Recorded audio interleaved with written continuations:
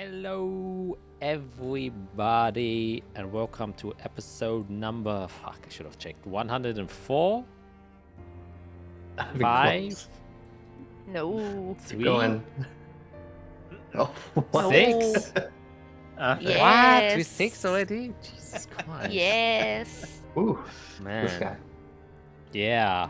I take 1 week off DnD, not even an entire week. No. But so 1 week where I don't have 3 sessions a week and I already lose my mind. Yeah, one might say I have a addiction problem. Anyways, I shall not admit to my addiction because that's just how I am. And we're back with the local troop.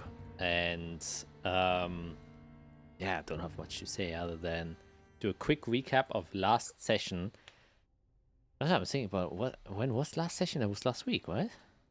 Oh, yeah. Yes. Yep. Yes. We're just playing about 18 hours later than usual. Man, to me it feels like And it- so much yeah. longer ago. Yeah. Why? I guess it was Friday, so 9 days. Yeah. See, it's a little bit longer. Oh, than true. usual. Yeah. Yeah, right. Yeah, and I was on a tiny vacation, so I think that kind of just switched the mood my brain. Anyways, not to get distracted, what I love to be. Quick recap, which is necessary for me to remember what's going on. After you guys were victorious in the arena, you got invited to the after party, which you went to after you did some necessary or not necessary errands. The most important of which we can now see, is Fiera's staff, which Matt has in real life. And yeah, without fussing around too much about what you're supposed to wear, you just went in your regular attire, which is to some people glamorous, as a certain individual might say, and walked inside there, trying to kind of fulfill the odd quests that you received from Veltrix, saying that there's some connection to Kornberg and the kind of Holy Blood Legion and everything that was going on there, with a certain individual called Dolwyn Coldhammer, who you would be able to meet inside of the party. But before you could even enter, you got called away by the sergeant, who kind of also wished to give you a request because you seemed like a reliable group who stands for the right thing. And it became quickly aware that, you know, a lot or more seems to be going on in the city than first meets the eye, and he requested you to specifically investigate sudden missing people. And you would also soon discover that he himself had in the past wished to investigate Dolwyn himself, but was denied by the higher-ups.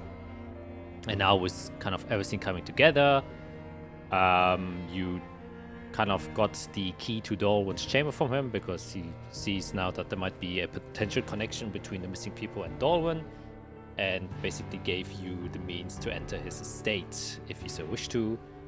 And with that, you kind of went and mingled in a party a bit, had some awkward conversations with nobility, a thing you definitely didn't miss. And after kind of, you know, mingling around a bit, a loud voice would boom and grab the attention of the entire party, when one said Dolwyn would enter the chamber, after which Skitz/Isorel's true sight, which she casted on herself before, disappeared.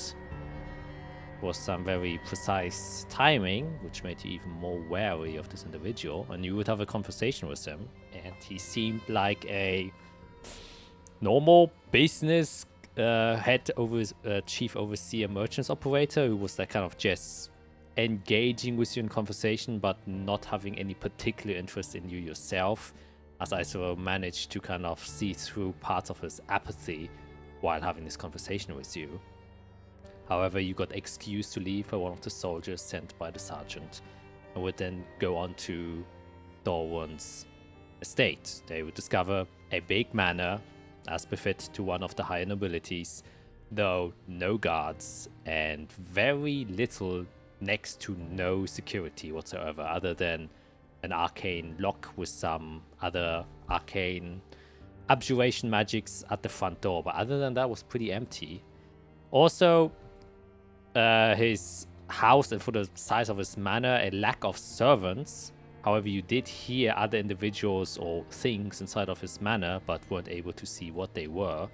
But during your little peruse through his estate, you would then find his office and find 2 curious letters as well as an entrance to a secret underground chamber, which turned out to be some sort of vile dungeon where he kept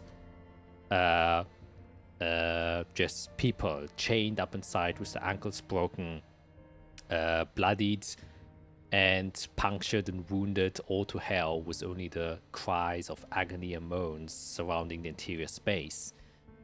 And it would lead to 2 further chambers, one of which you would investigate to be a seemingly teleportation chamber with an arcane circle inside of it, and the other one, the last one you went to, would hold not only the sergeant who you contacted just seconds before the arrival, and one Dorwan Coldhammer who just slit the sergeant's throat, who was surprised at your arrival as he kind of looked at you as you entered inside. And that's where we left off. And that's why the question of the day is, what's Dorwan's deal?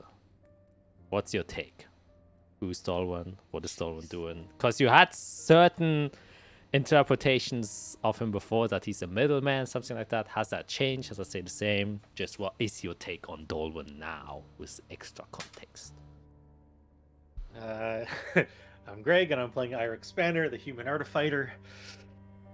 Last time I said that I thought he was a middleman who wasn't entirely sure about what he was in for, but now I think he's probably weaseled his way into this position for his own benefit. I don't know if he's really working for like a larger entity. He's kind of like he's latched on to the sort of power and success that he has, and he wants to try to use that to his advantage at manipulating other people into continuing his power. A self-sustained operation. I see.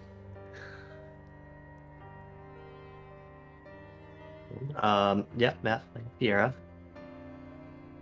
The wizard. I don't know how far I go. Yeah, there's 2 paths. He could just be a dwarf, and he's being used, like I thought before. But after finding all this infernal stuff, I'm gonna say he's some sort of devil fiend from hell that escaped, is more higher up and dangerous than the ones we interacted with. Probably a little bit different. Just hiding his form and just having a good time in our world, since he doesn't have to be tortured in hell. Interesting. I am Skip, and I play Isarel Leofina, the druid cleric, and I think I'm going a little bit the same way Matt is, but I don't think he's an actual devil. I think he made a deal with a devil to get some benefits and get into the position that he is now, and that he's using it for his benefits. But I think he made a deal with the devil, and he's bringing them some souls or something, while providing the bad people more bodies, more prayers, more of that, so that the devils can then harvest their souls, because they, as we know, they're building an army in hell with the souls of the people. So I think it's related to that. All right. Very well. Well, only you kind of all had like this 3 bases. I just realized one is definitely devil, One is definitely human, and one is in between. It's kind of made deal with devil, but not really devil. Well, we see on which spectrum of devil Darwin is. Like there's a Venn diagram that is to be somehow structured here. Anyways, only one way to do that, and that is by playing, and so we'll do that right now. Hell yeah. Hell yeah, hell yeah, hell yeah. The first time that the intro is still relevant, even many notes.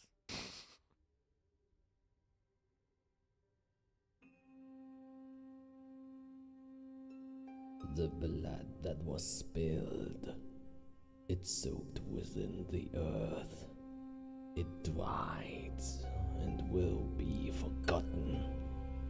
Depraved maniacs who wished nothing more than to dream of what could be. They were a necessary alliance to get what we needed. A little bit of time. Though their meager efforts were even worse than anticipated. This is why we do not trust foreign powers, my liege. Faith wanes. It is highly unreliable. We do not worship. We study. We do not pray. We calculate. We do not hope. We act. With this device, the doors that it will open for us, the potential which it will unlock, it will be a turning point in our scientific history. The blueprints deciphered from the remnants of the forges of war. These are the only scriptures we need. No alliance, no faction nor nation is strong enough to stop the engines of destruction which we have built. All it took was a little more time.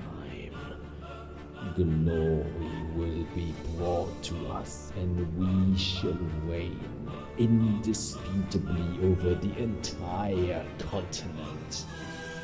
No legions, no battalions, no military will be able to stand in our way. No demon nor angel will have the power to stop us. We shall reign as true rulers. Thine royalty, it befits the crown to rule all. Distant are the reliance on the so-called light. We shall show them what light is, and we shall show them what true freedom and supremacy looks like. My king and dearest queen, thine throne befits nothing less than power, and I, your humble scientist, shall give you the power it deserves.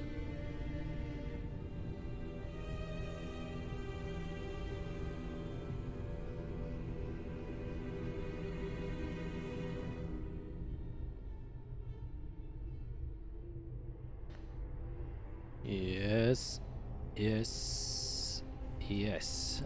And with that, we're gonna jump right in, as the last thing you guys saw and heard, oh well, Irek saw and heard, since you were the first one who immediately stepped inside, was the quick and then the dripping blood and gasping air of Dolwyn and not Dolwyn, of Durlov, the sergeant you guys met, and standing in front of him is Dolwyn's with a bloody knife, who just kind of looked at you in surprise and said, "Oh, you got here. It seems like Kamisha's words were true. You are a bit of a problem, aren't you?" And he kind of looks at you. While that happens, obviously, I assume Fiera and Isorel, you dash in within the room as you hear the sudden words of Dolwyn beyond the chamber.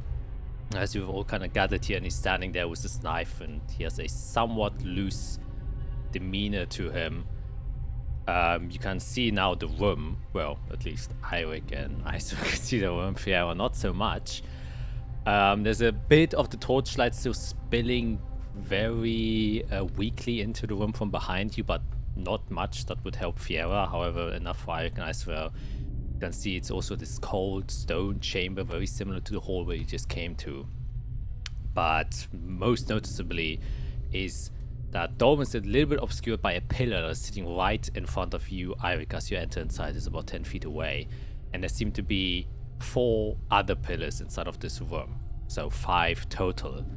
And it does not take long for you to realize, especially with your very high passive perception, that there's a lot of blood on the ground, and a pentagram has been painted on the ground between all 5 of these pillars.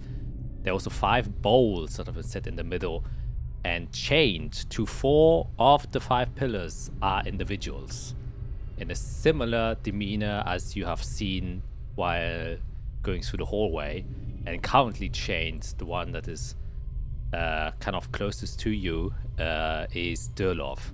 However, the pillar that is right in front of you, Eirik, does not have an individual chained to it. But you also can't really see it because it's the only pillar that's right in front of you. And if there was an individual, it would be behind it. However, like I said, your passive perception doesn't pick up on any movement that would be going there or any, signs of life. So either a dead person is there or there's no person there. And not only that, the stench, the rotting stench of sulfur, of just kind of mold and very old ichor of just human fluids is perpetually present in this room. And you can hear the noise of flies as your vision is kind of gazed to the left, where it's just a pile of rotting corpses stacked up there. And across the room there are other just limp and dead bodies, some even already skeletal remains, with a lot of insects that have now crawled and started to fester into it. You can see a lot of worms crawling out of orifices and body parts. This is a vile worm. Thanks, Jack. I'm eating lunch. Just don't think of the worms, then you'll be fine. And yeah, you can just see that Dolwyn's still a little bit surprised, was not doing any immediate aggressive actions towards you, it seems. With my dark vision, the goggles at 60 feet, can I see the end of the room, or does it look like the room goes bigger? You can kind of like just glimpsely see the end of the wall. It doesn't seem to be an enormous chamber. It seems to be around 60 feet in length, but a little bit wider. Okay. It's maybe like 90 or 100 feet wide, but 60 feet deep. And we are how far away from Dolwyn? After you just step inside, you would be around like 40. Okay. Do I have a line of sight on Durlov? Yeah, you would at this point. Okay. I'm not even waiting a second. As soon as I see that, I'm just going to cast a healing spell on him. That is the first thing I do. I see Durlov. I see the blood gushing. I'm not even waiting for 1 second. I'm going to cast I'm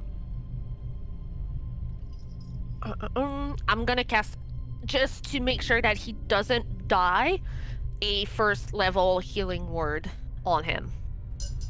Alright. Yeah, then roll that healing. There we go. There it is. Not so bad. I'll take it. For a 1st level, that's not bad. Yeah, you can see immediately the light sparks from your healing spell And it goes towards him. You can see that his wounds on his throat kind of closes a bit. And he kind of takes a deep breath. And you can see a very quick movement of Dolman's wrist slits his throat immediately after he gets healed. It's like, oh, what are you doing here? I'm going to cast Vortex Warp on Dolwyn and get him as far away from Durlov as I can. Alright, then does he have to do a saving throw for that? Constitution. Alright, then he will do a constitution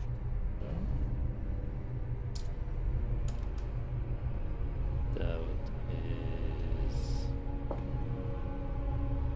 a fail on his part, was only a 13. So where would you have him be placed?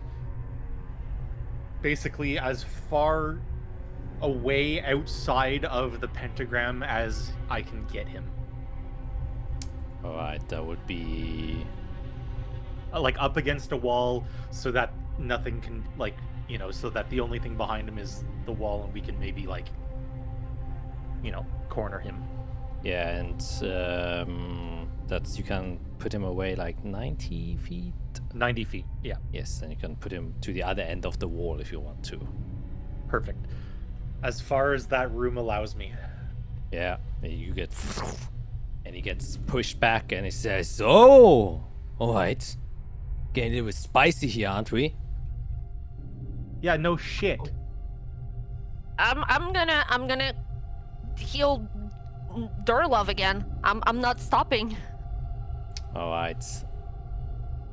Then... Arik, make a wisdom saving throw.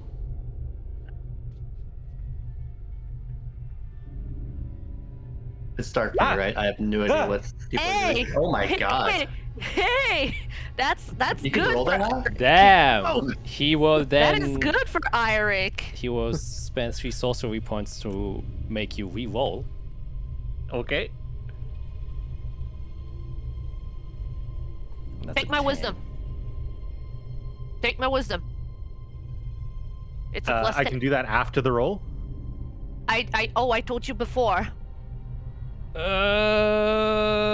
Well, this is the re-roll from his it's kinda- part, so Okay, you would have said okay. it before the actual was taking Okay. place. But, I'll plus 5, because okay, plus 5, 15, that's unfortunately a fail.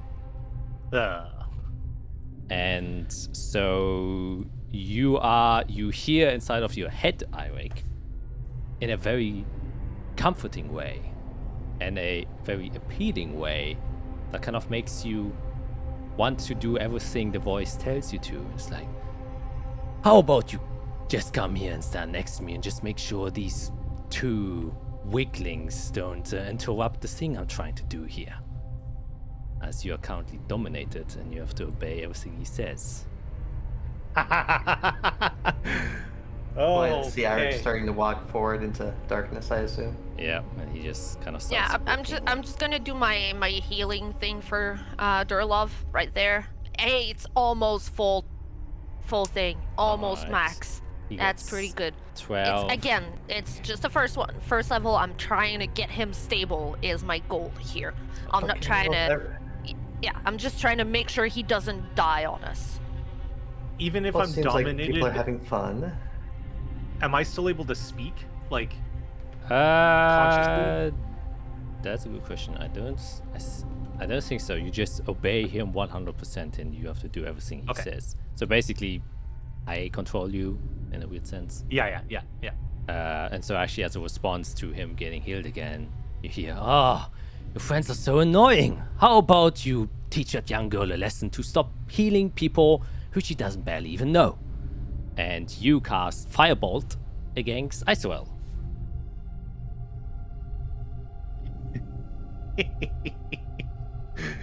I heard bolt. It's Bolt. Yeah, that's Yeah, definitely. yeah. That's gonna hurt. Okay. Okay, let's see here. Yikes, okay. Plus a d8 and a d10. Oh my god.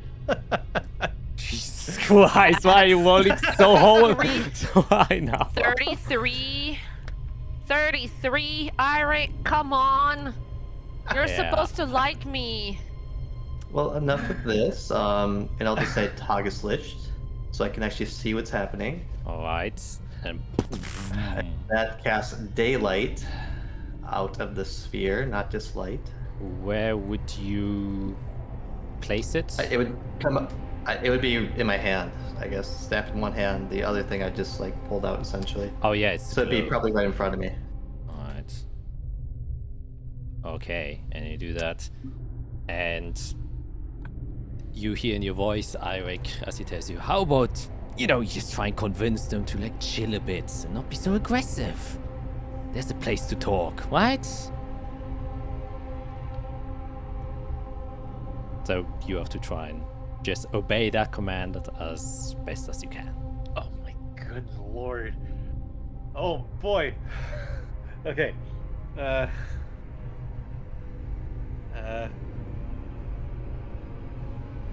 to explain, Eirik. I think it's best if we just all talk.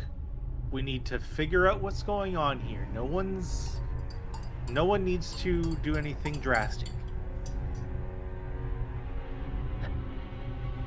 Can I tell if there's magic going on with the pentagram? You Is there would something actively happening? No, at the moment, no. There doesn't seem to be anything happening. And with your passive investigation, you would know that. And how much light? 600 feet? 300 feet? For daylight? Okay, let me look that up here. The sunlight's areas, 60 and 60. Oh, okay. Sunlight for 60, and then bright light for another 60. Alright. A lot of light. Yes. So you see everything now in front of you, and the entire room is illuminated. Well, I sure wish we could have started with this stolen, but my friend told me you weren't interested in conversation before. You could have changed the subject.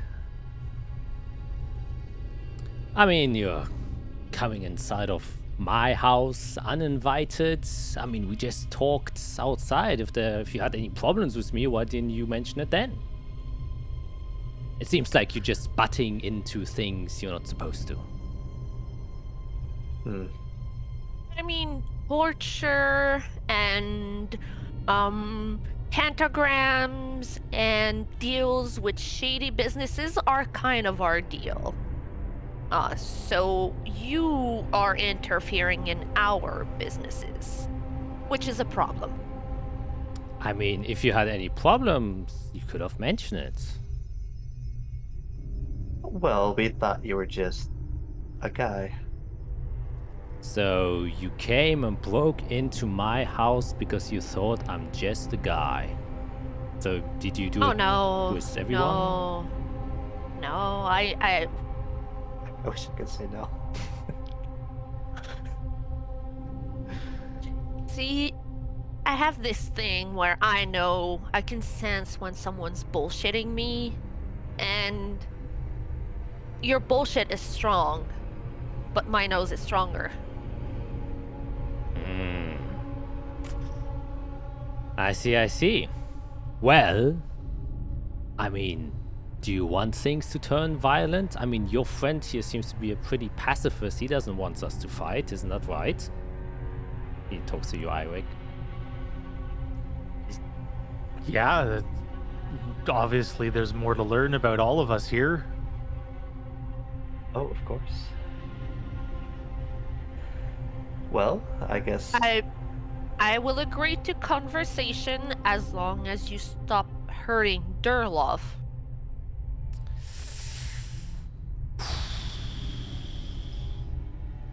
Make a persuasion check.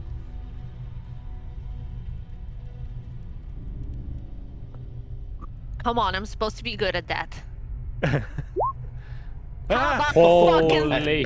shit! How about a 30. fucking 30? I'm very persuasive. I put down my staff. Oh my god, Izrael's really just into Yeah. it right now. Just... He kind of he looks at this bloody knife. He shrugs and he like kind of throws it away. It's like, all right, well, he wasn't part of this anyways.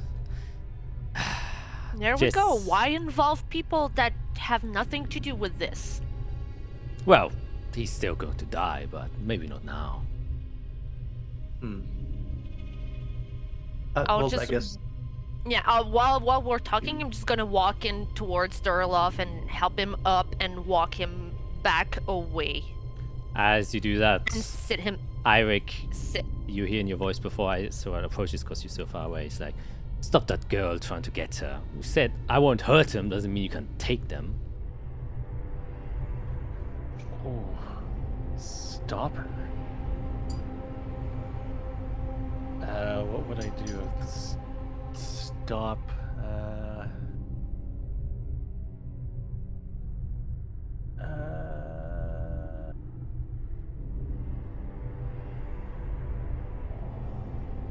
What is it? Hang on. Your time. Take your time. Yeah, it's a Slow- difficult thing to play. Yeah, taking one step.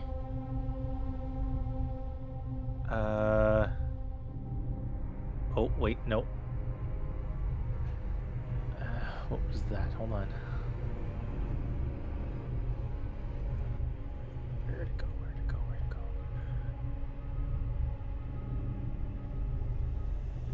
Okay, I will use my Fey Touch feature and cast Dissonant Whispers on her. Alright, oh shit, okay. I think we've ever seen that, have we? I think so, but Yeah. I think we've seen it yeah. once or twice, maybe. that's So that's a saving throw. Okay. Wisdom. Let's see. Wisdom. Yeah, wisdom.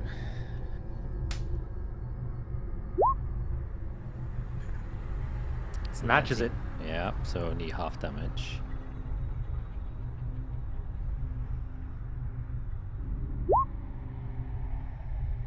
And she doesn't have to escape. You see, Izrael just book it. Just runs I away. start walking, and then you see me like go, and then I'm just rushing to him. Okay, yeah.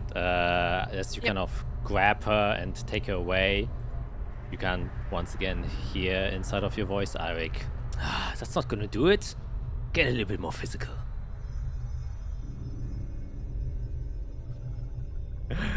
Okay.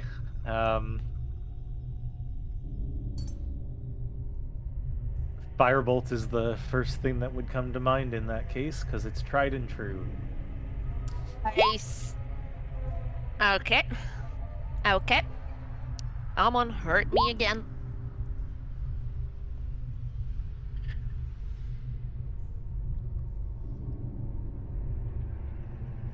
Oh, where's the other one? D10.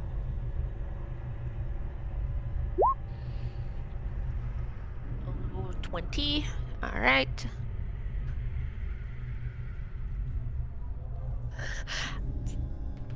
Poor Eric. I'm so sorry. I see Listen. that. I see that. And I'll look at Dolwyn and I'll say, you want to play that game? Fine.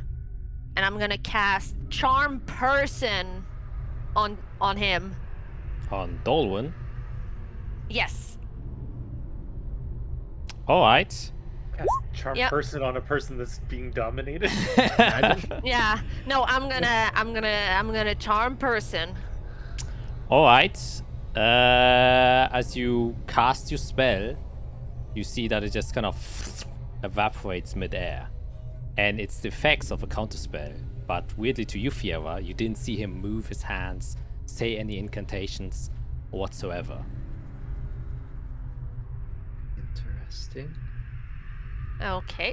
I'm gonna grab Wait, just a second, Dolwyn. You grab have Durloff. you have Durloff Yeah. now. Like after all that, and Yeah. you got battered Yeah. by Eirik, but you now Okay. Eirik is kind of in the I'm- middle I'm- of the room.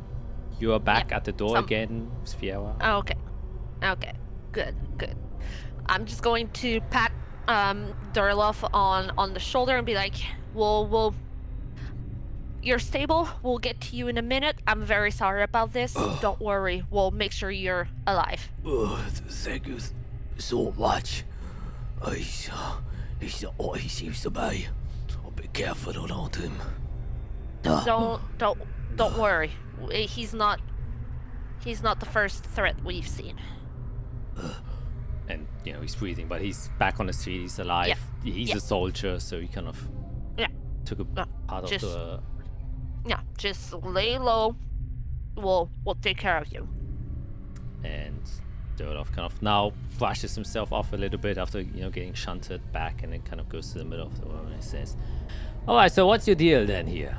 What's your plan? What's your grand plan here?" I mean, I think that's for us to say, right? But you kind of skipped over something. You know a acquaintance of ours? How do you converse with Khmer Shah?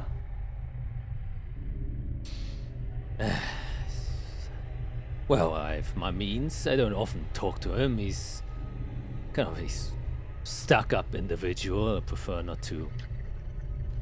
He always preaches a lot. I'm not very fond of. From what I remember, yes. Well, But you're allies? Or enemies? Or you're working to a common goal? Are you working on the same goal we are? I'd say yes.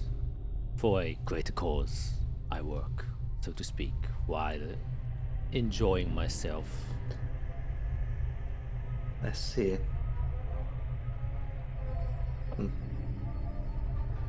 Greater cause. Oh. And I cross my arms. You're asking us what's our deal? What's your deal? Well, It's only fair you answer the questions.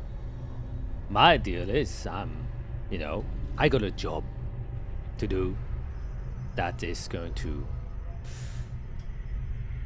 benefit my people. I wish to free my people and my interests. So I'm working on private matters that has little to do with anything that you're doing. I'm not getting in the way of whatever you're doing. Of course, yeah. Does Couple of does your people involve by any chance winged friends and a higher friend that might or might not be sleeping right now? potentially.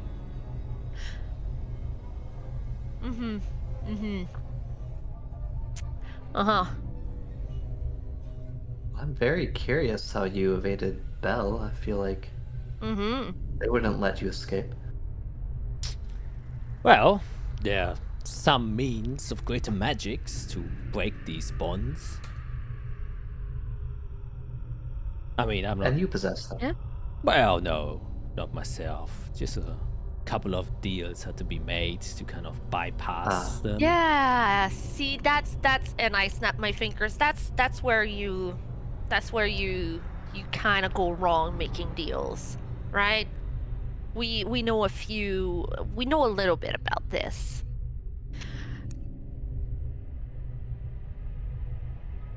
Well, making a deal with the devil. We can make one right now. Yeah, no, thank you. We're not gonna make a deal with you. We've seen where it lands you, and I don't know if you've heard, but we've defeated a couple of your friends while we were in your hometown. So I don't mind doing it again. Is this supposed to be a threat? No, it's supposed to be a conversation about how you're supposed to take us seriously. Not threatening. If you feel threatened, then it's on you. Okay, so if I would say How about you piss off, otherwise bad things happen. That's not a threat. That's just me communicating my current emotional state. And Yep. if you feel threatened, that's on you.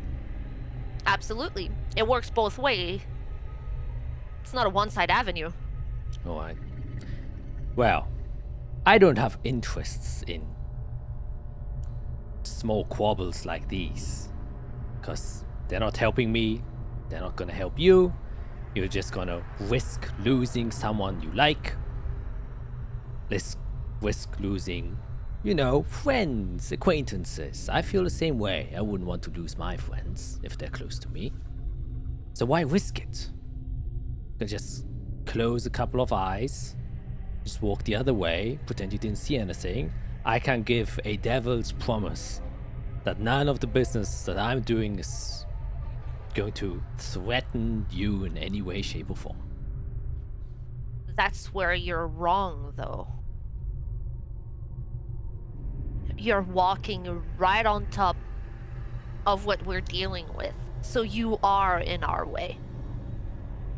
So, you wish to just risk the lives of your friends because of a self-imposed belief that you have?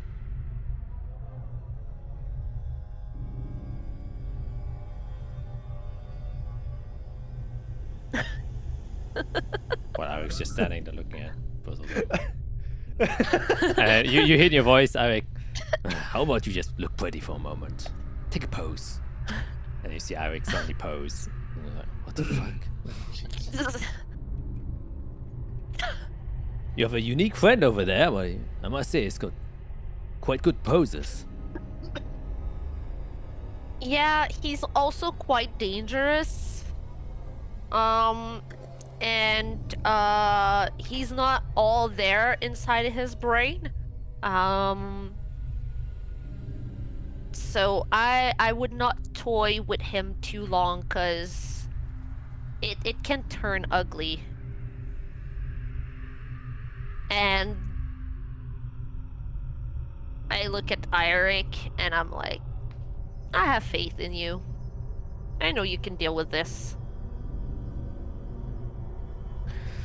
Alright, well, it seems like any branch of a conversation I try to lead you, it's either a non-threat or you imposing your beliefs over mine and that I'm apparently in your way with no evidence whatsoever. So if you want to fight, if you want to start things off in a violent manner, as peacekeepers that you are, then please go ahead. I stand right free as a target in front of you. Make the first move. Do you think that's what Tiamat wants? What you're doing? This? Yes. I like nod over to the pentagram.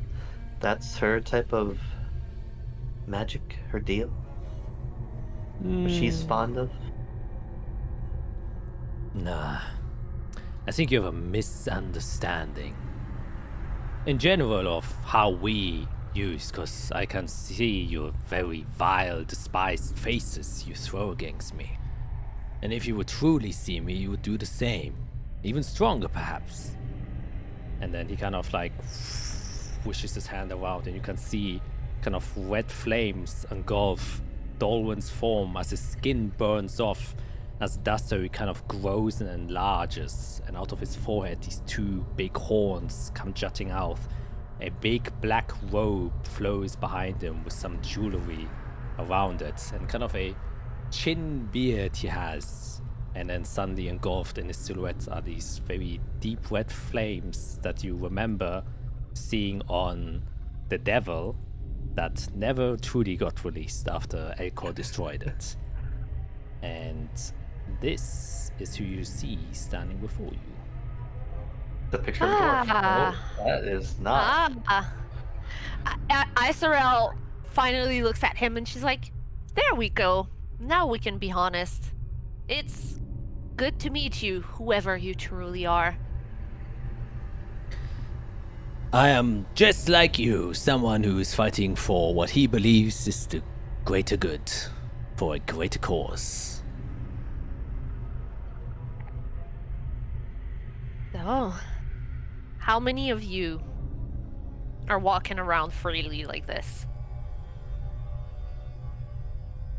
I mean, why would I answer that? Ah, so there's more than one. Yeah. That's all I needed to know. Like I said, I mean, your friend here is still insisting on doing empty threats. Like, either you're gonna attack me or what's your deal? Just to annoy you. That's my deal. And it works. Yeah, it is working. It seems like over the ages, your kind has truly become annoying.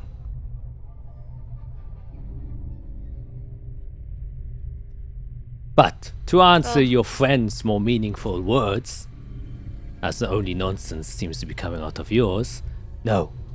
Tiamat doesn't revel in this kind of magic, nor does any other of us. The reason why we have to, well, use blood magic and vile magic is because it's the only way we can use magic. We are infernally bound and chained, cursed by the gods. This is the only way we can survive. If you're tortured for a literal eternity and don't know when it's going to end, and the only thing you can feel is pain, well, you have to find a way to kind of suppress it. And this, unfortunately, over how many thousand years I've spent inside of that hellscape, is the only way that worked. So, apologies if this sort of magic turns you off. But if you were shackled inside of a hellscape and get tortured for 1,000 of years, and this is the only way you can escape, I'm pretty damn sure you would do the same. You think that's the only way, then you miss the point entirely of being sent there. Yep. No. Don't you start off with this. You haven't even lived through what I've lived through. You think we receive just punishment. Isn't that so? Standing there high and mighty, with eyes of despise, though vacant with any sort of knowledge. You were searching for the truth, right? So you fought back. Exactly. Why? Did you ever think that maybe you don't deserve to know? But you do? Okay. More than you.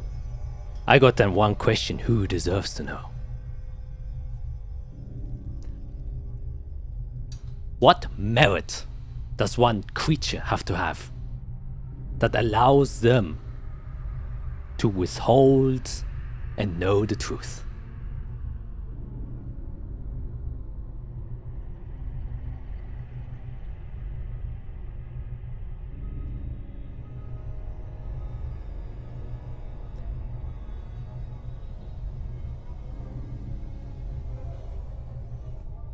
The ability to handle the burden of knowing it.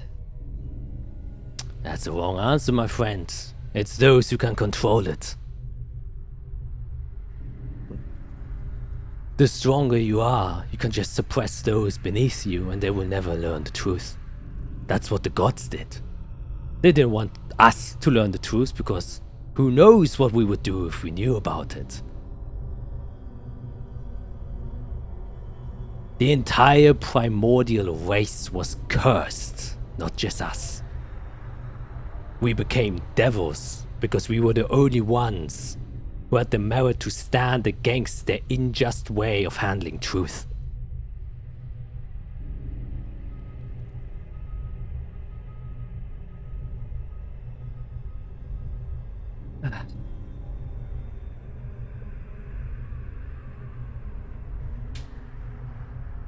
Well, guess we each have our own visions. Question. Yes. Has it been more than 1 minute? Yes. Arik's not dominated anymore. He still is. God damn it. Alright, well, I'll tell you what, once I learn the truth, I'll share it if I think you can handle it. I already know a fragment of the truth, and I'm pretty sure once you find out, you will turn 180 degrees. Well, then what's stopping you from telling me? I spent thousands of years tortured and punished for what I've learned. And I'm not just gonna give it away freely to some pleb who thinks he has the power and deserves to know it. If you are powerful enough as you say, you will eventually learn. And I'm pretty damn sure you will come to the same conclusion. Remember, Tiamat was on the side of the gods. Until she too got to know the truth. And decided to turn.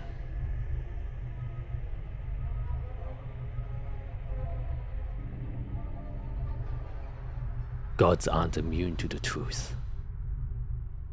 Some of them were kind enough to realize.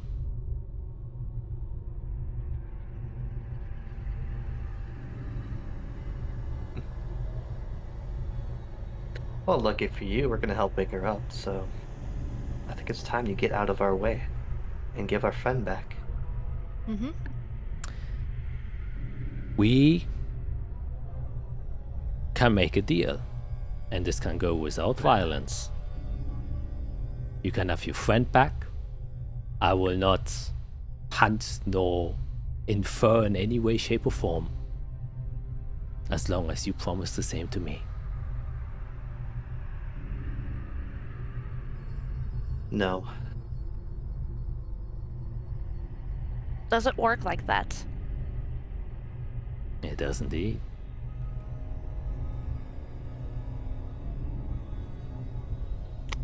Okay, well, I'm gonna start tap my staff and I'll start glowing as I prepare a spell. Yep. I'm also going to start preparing for battle. Then I guess you can just roll initiative. Okay, so we kill Eirik first. Sorry, Eirik. Don't worry, we'll bring I'm you back. gonna, yeah, Yeah, I'm gonna get, Disintegrate. I'm gonna I got get this. you out of that. Let's do it. Let's do it. As I this think I didn't give you alacrity, huh? turns. Yeah, we're gonna need some tokens to. Yeah. Oh, I should have clicked. Whoops. Okay, I will put you right here. Dolwyn True Yeah. Form. There I What a name. am. Ooh, it's more blood. I hate the bodies on the side. Just like smushed there. Yeah, they're big smushy. Alright, here is the initiative. Initiative.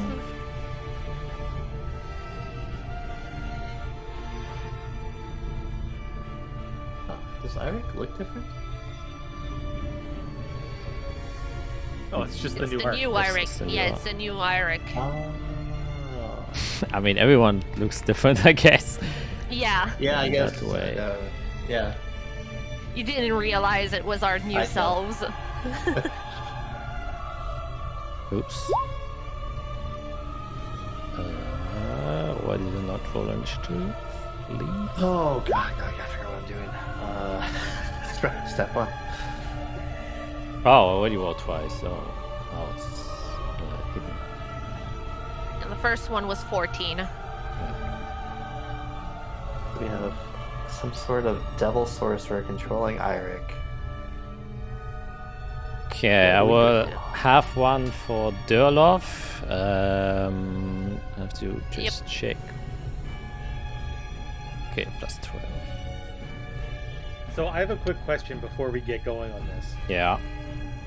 Being dominated, do I still have my knowledge of my friends? Like, do I know their abilities and stuff in a way that I can fight against those specifically? Oh yeah. You like know everything. You're like basically Eirik, but you're just controlled by the guy, and just Okay.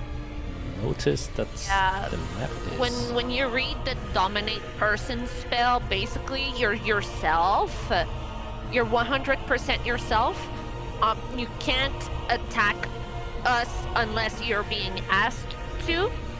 And basically, if you're not asked anything, or if you're not like every turn asked to actively attack us, you have to protect yourself.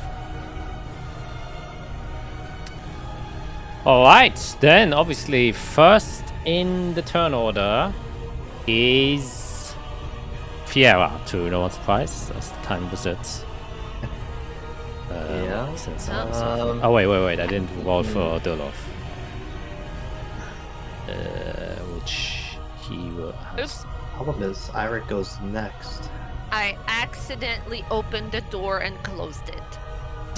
That's Open, okay. close. Open, close. Open, close.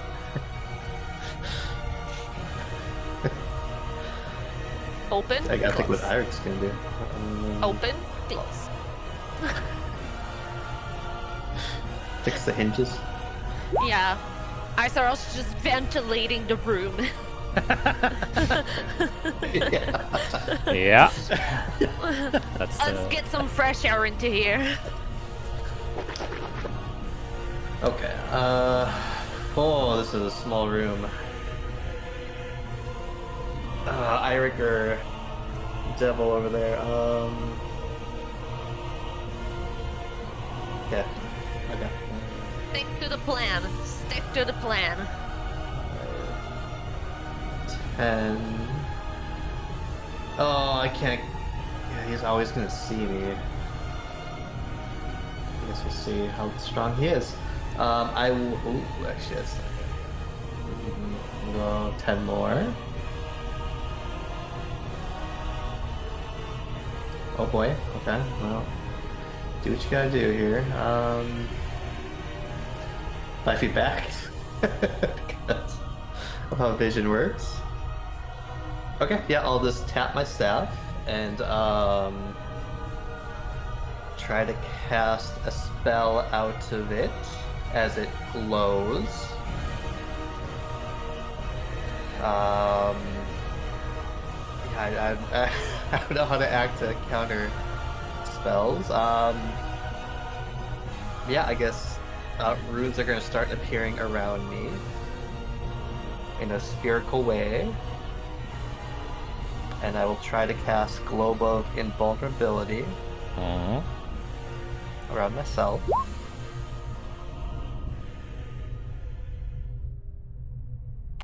An aura if it actually goes through. it does, since you are 5 Okay. feet too far away. 10-foot emanation from me, and I can't move now. Ooh.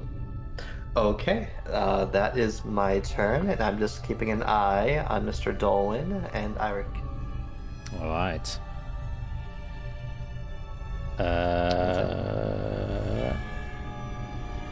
Alright. Then that will end your turn. That will take us to Iric's turn.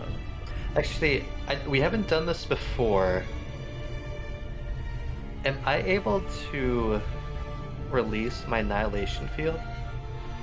Yeah. Willingly? Like, is that does it take an action, bonus action? No, it's free action. Okay, because I'm slightly worried. I'm just going to will it into existence so I see it. Alright. As far and big as I can make it. Yeah. It's also around like a 5-foot radius around you. And create any visual or like minor effect you wish to. Yeah, I mean, it's just same as before. It's kind of like time, space, gravity is kind of all warped, but it's there. Light kind of bends a little differently. It's just. And that'll be it. Alright, then that ends your turn. Takes us to Iric.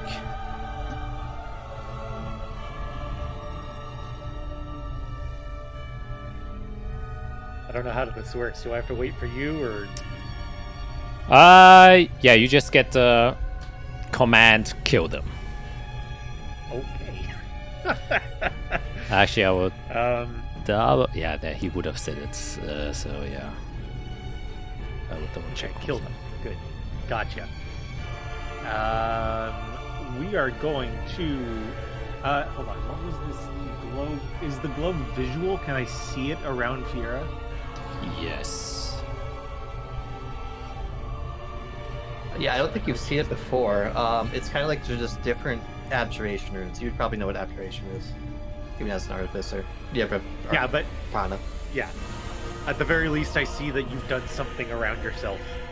Yeah, I create barriers all the time. Yeah. Okay. Cool. We are going to kill someone.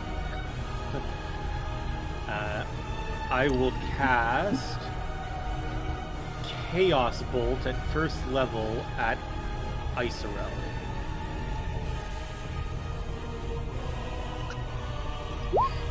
I counterspell.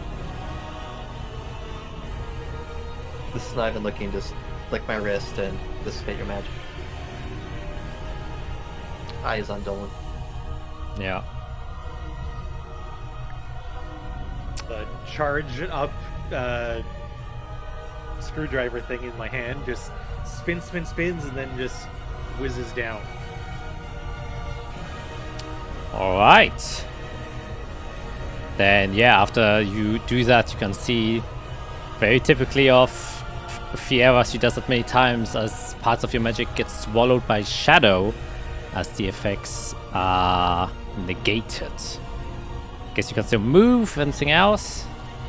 Yeah, I'm gonna move back towards him. All right, very nice. Then you end your turn there, and that will bring us to his turn, and he will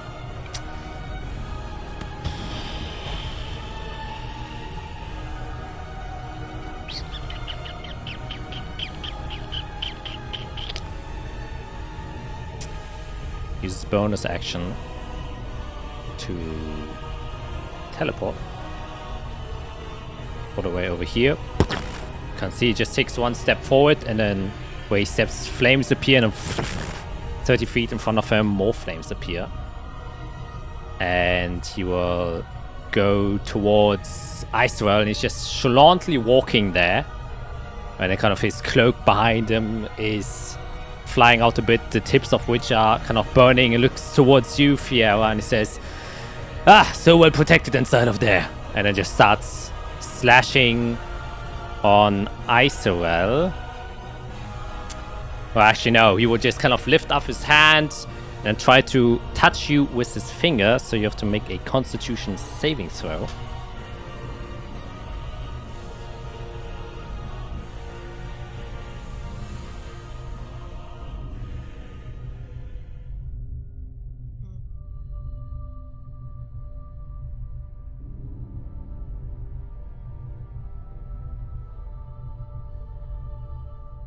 Anyone has good constitution that wants to give it to me? If you can use, I use my reaction. You can take mine. If you I'll use my reaction to use Fiera's constitution to help me on the saving throw. So I'm gonna roll a regular d20 without the con thing, and I don't know what's your modifier on Oh, well. That's 7. Yeah. 7. Okay. Otherwise, I would have just said Matt to roll it for you, but All that's right. okay. So 18 total. 18! Let me see again what his specific DC is. I think that makes it. No, it unfortunately doesn't. And you take... Does it appear? 73 necrotic damage. Yeah, I go bye-bye. So you can see he goes Isorel's down. up towards her, taps her with a finger, and you can see suddenly this pulse of pure necrosis goes through, passes through his arm, and then just flicks you into your forehead. And not even something major happens, you just go completely knocked, but your entire skin, everything just becomes pale, as white as snow, and just drop. As also, Fiera, you can see the bits of Annihilation Field as Isorel has around to just instantly disappears as she drops down to the ground. And But yes, I have my parry at the wound closure. Exactly. So you are stable Yes, as you but I am down. are down, and you just kind of fall to the ground, and you can see he kind of braces his hand a little bit. He's like, "Ugh, I always hate using that." And then kind of looks over to Dolwen. That's himself. Oh yeah, fuck, Durlov. First I was D. Look, he looks in the mirror. Yeah. And he says, "Don't think you can escape from me. You almost made it." And you can see Durlov's like, "You fucking bastard." And that will end his turn. That will take us to Durlov, who takes 2d8 fire damage because he starts within 5 feet of Dolwen's true form. But only 5. He's still alive. And he will. I guess, can I yell at him? Yeah, of course. Check her pocket. She should have a potion. Just shove it in her mouth. Oh, right. Her backpack. Back that pouch. He goes inside of it and then starts rummaging through, which I will say will take an action. But a bonus action to give the healing potion to as well. I have 1 regular and 3 graders. Okay, you would definitely use That's one big of one. the bigger ones to kind of uncork it and say, "Oh, it's my time to save you now, so this works." And then chugs it down your throat, so you can roll the healing for that. Yes. I will use one of my graders. Boop. Alright. 14 healing. There we go. Here I am. Hold on. Right. It is not 14 exactly. I have to do... Wait. It's... How was it already? It was... max plus... What? I don't remember healing. The healing For potions. what? I'm all... Oh, another Well, 40-40. We just doubled the dice okay. usually, so another Okay, 44. another 44. Yeah. Alright. Sorry, I got confused for 1 second. Yeah, it's alright. Yeah, double dice. Yeah. Yeah. 6. So 20 Another total. 6. 20 total. And I'm basically like, go. I'm just gonna pat him on the arm like, thank you. Oh, it's not hard to sleep now. He will use basically all of his movement to help you get up, so you're not prone anymore, so you're standing now. Great. And that will end his turn. Kantumo won't go away. Obviously, you used all of his moments, so you also, because you start side of his turn, you take 2d8, so only 6 fire damage there. It's just his presence seems to be alright. burning hot. As you know, with most devils, Oops. They're hot. they are Yeah. hot. Okay. Literally and figuratively, they are hot. Okay. Just take care of yourself, Israel. Yep.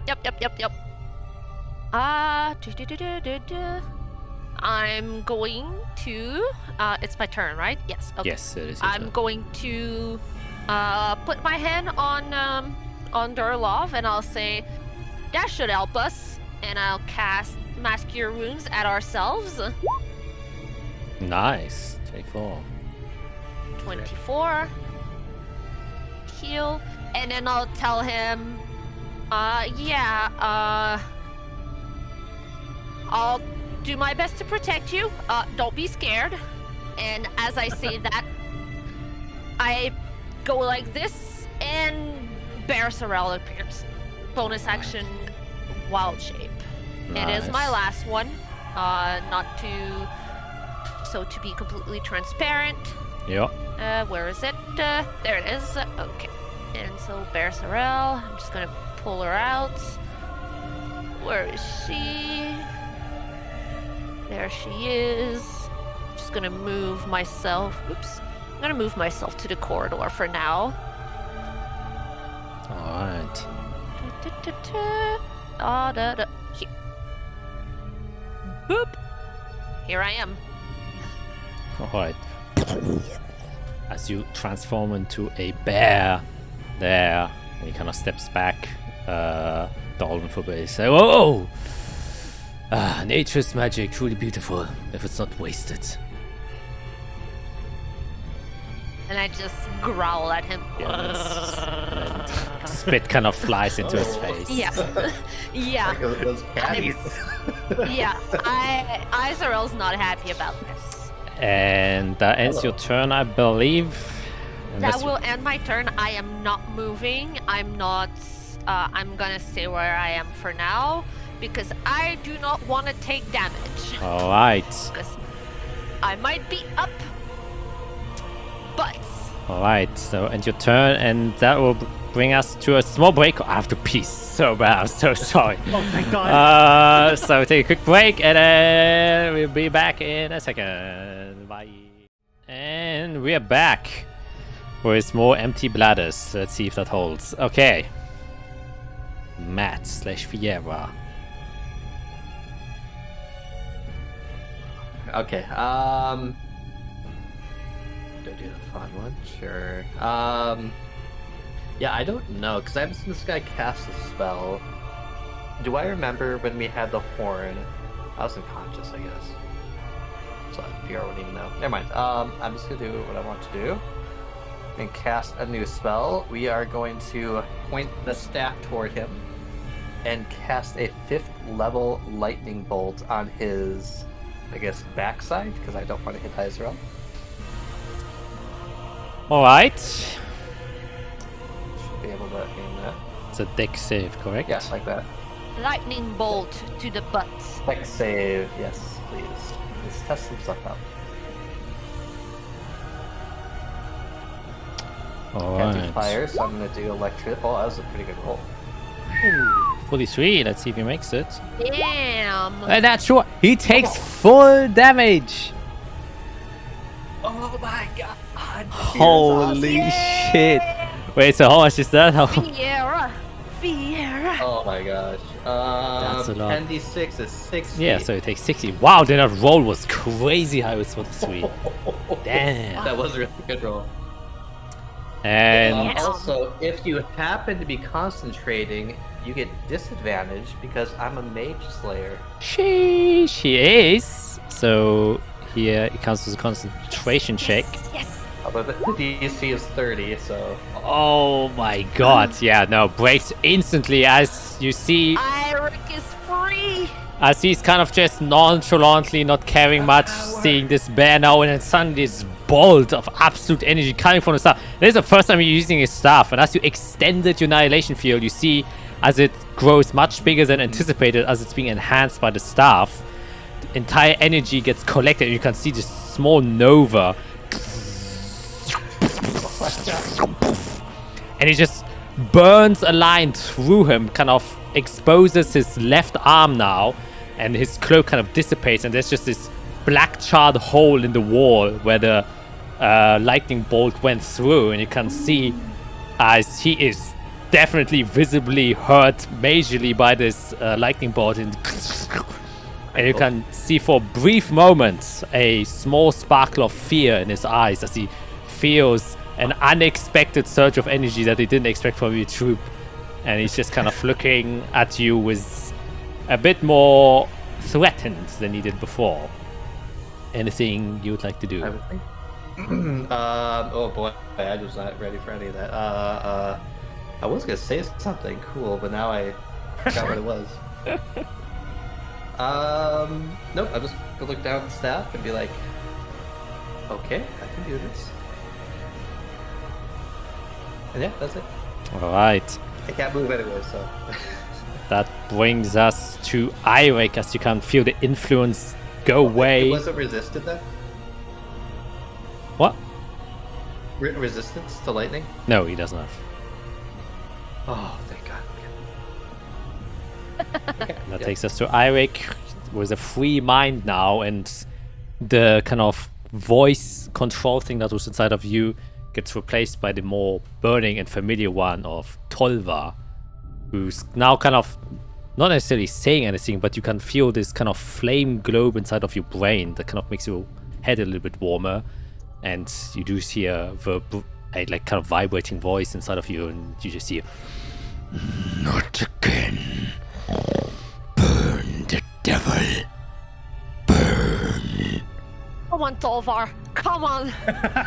and you just hear and feel as he also says, Ignite the flame, architect.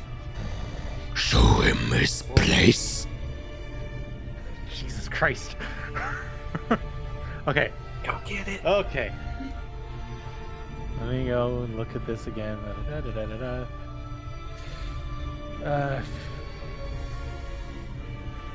Okay, that's that. How far am I?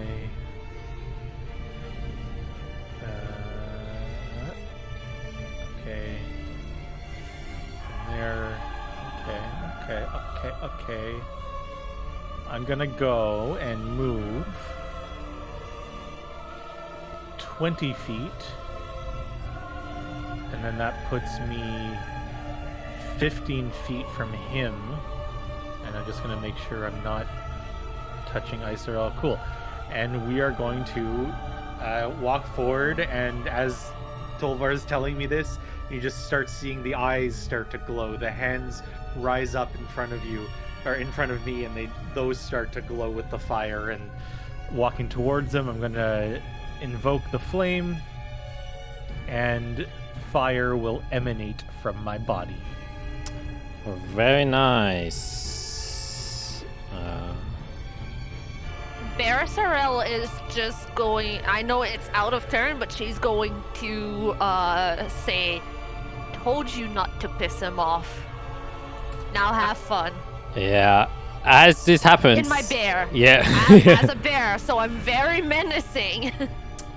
He will use one of his reactions as you come within 15 feet of him, and you can see almost as like an instinctual reaction. Now you can see very clear as your flames spark and ignite fear in his own eyes, and he does almost like the same thing, and flames emanate from him in a 15-foot sphere. So do two flame spheres collide and crash.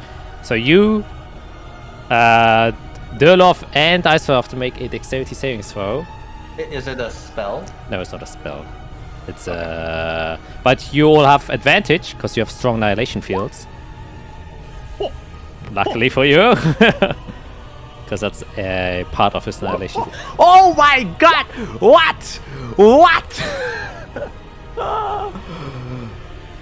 Oh, brother! What is this game? What is this game? Inspiration? I do. Wow. Yeah, use Irik it. has. Yeah, I'm You fucked. hear Fiera just yelling at you, Irik, what are you doing? Is that Burn body, another you're gonna advantage burn. roll then? Yeah, you just re-roll one of your rolls. So you just roll again. Just one Oh, just dice. one Yeah, yeah, single. just One once. more. Come on. Anything one. but one. Anything but one. Yeah, there you go. Okay. Still miss it, but at least it's not a one. Christ. So, all of you, but I think you gain immunity to fire, so you don't get anything anyways. Yeah. But the rest, Iris Yeah, is when immune I'm- to fire. Yeah. yeah, so actually it would have mattered. But the rest of you take 25 fire damage as his flames go by, but your spark comes out, and he takes damage, right? Because of your, if you activate your flame, if that is what you're doing. Yeah, it's 48. I didn't know if anything was different because he did something against No, it. so- he's just kind of doing something very similar. Holy shit! Wow. Irik is pissed. 25, Yes. which is Yes. not only 25, it's doubled, because Tolva has some special flames against devils, as it kind of burns out, and you can see these hot sparks of very orangish flames kind of go towards him, and as it envelops the flames of Dolwyn, you can see that it kind of consumes it, turns it away, and then spiral around Dolwyn. You can see him kind of almost like getting torn to shreds by the fires, and you can just very briefly see the silhouette of Tolva just kind of wrapping around him and squeezing him in the flame as he's burning and screeching as he's in pain, taking 50 fire damage there from you. And you can just see him say, "Ah! No, an infernal Obex Keeper! Where did you get that power? Oh my god, Kamisha was right." And you can see him just kind of getting more heavy, and now getting more threatened as he feels the imminent of his life being in danger at this current moment. Anything else you would like to do? Iwek, as you see Dorwan panic there. Okay, so let me think here. So the emanation came out of me, he came out of him, something happened in front of both of us. I'm going to... That was 20 feet of movement. Action. Do I have a thing I can do?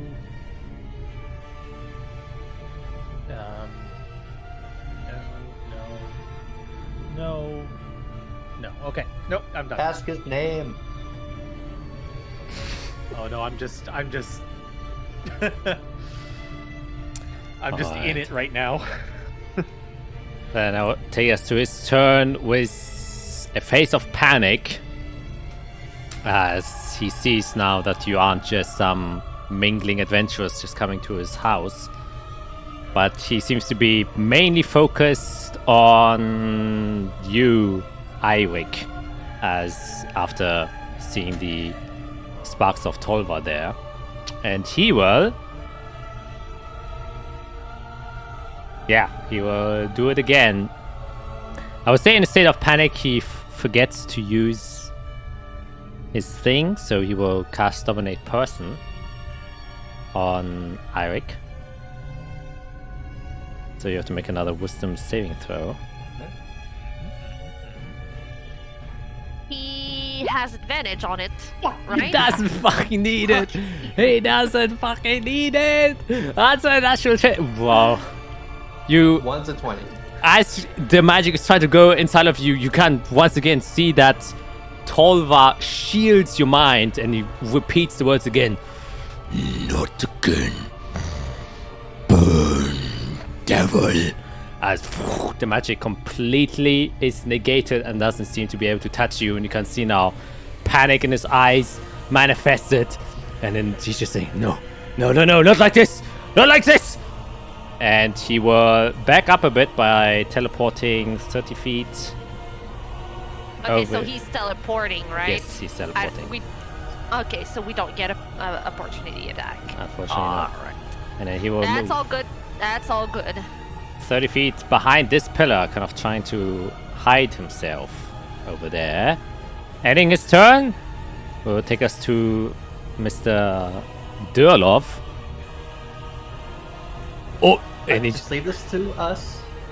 Oh, right. Oh, I don't know what the fuck is going on, but he's panicking a bit. and he will just take tactical position and hide behind this pillar. Good idea. And we'll just prepare his action in case he does come within range.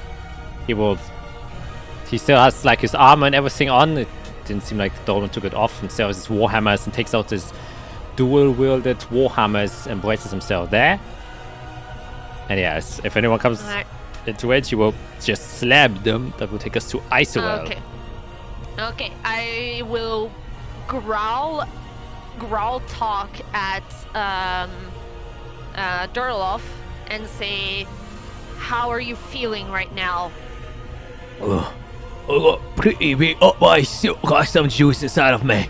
Don't worry about me for now. Keep yourself alive. Okay.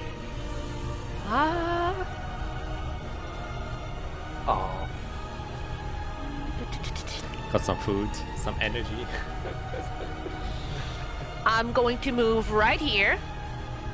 Alright. So that's my 40 feet. Yeah, I just run by. Up against the wall. And now I do have a line of sight on him. He does have some cover, so I'm guessing he's gonna have like either a quarter or half cover. That's fine. But I will use.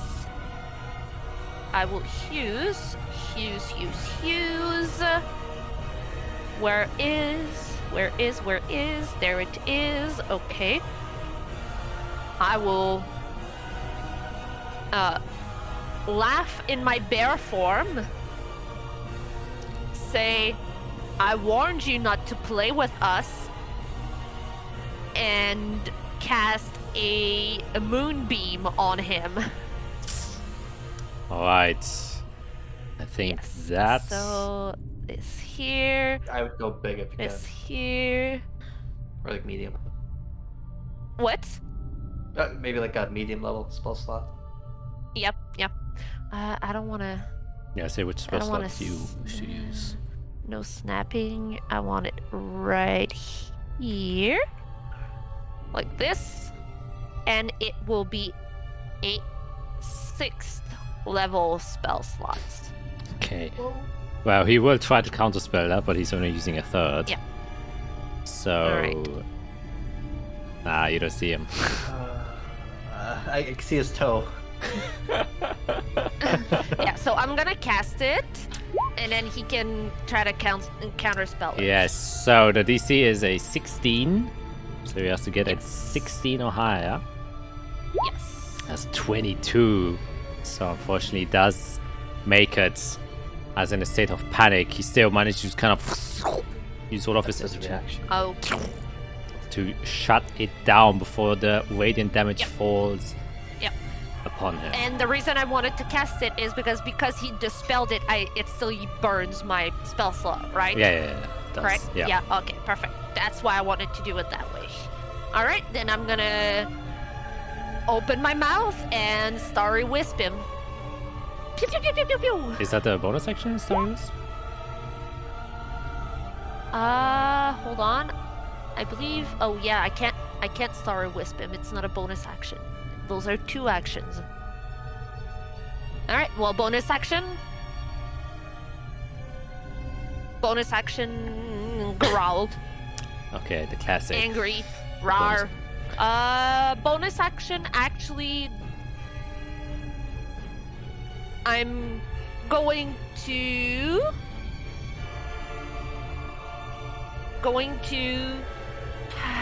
No, I can't. Okay, that's it. Alright.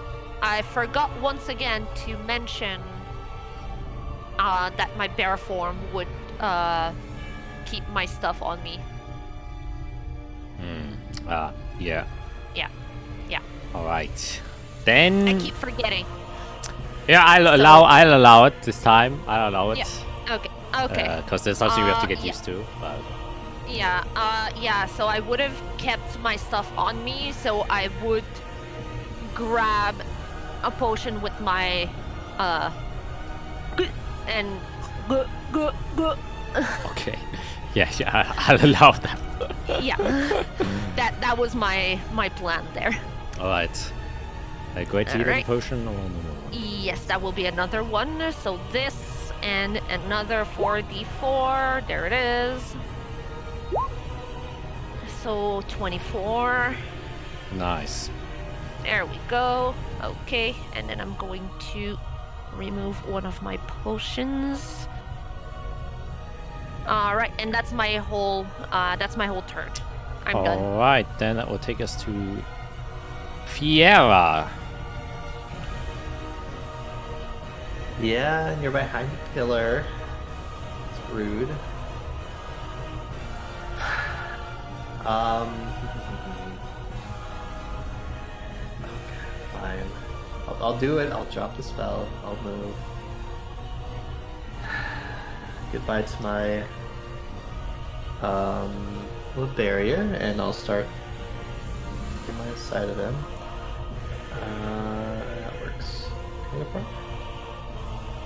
That's through a pillar. I can't go do that. Okay. Move over there.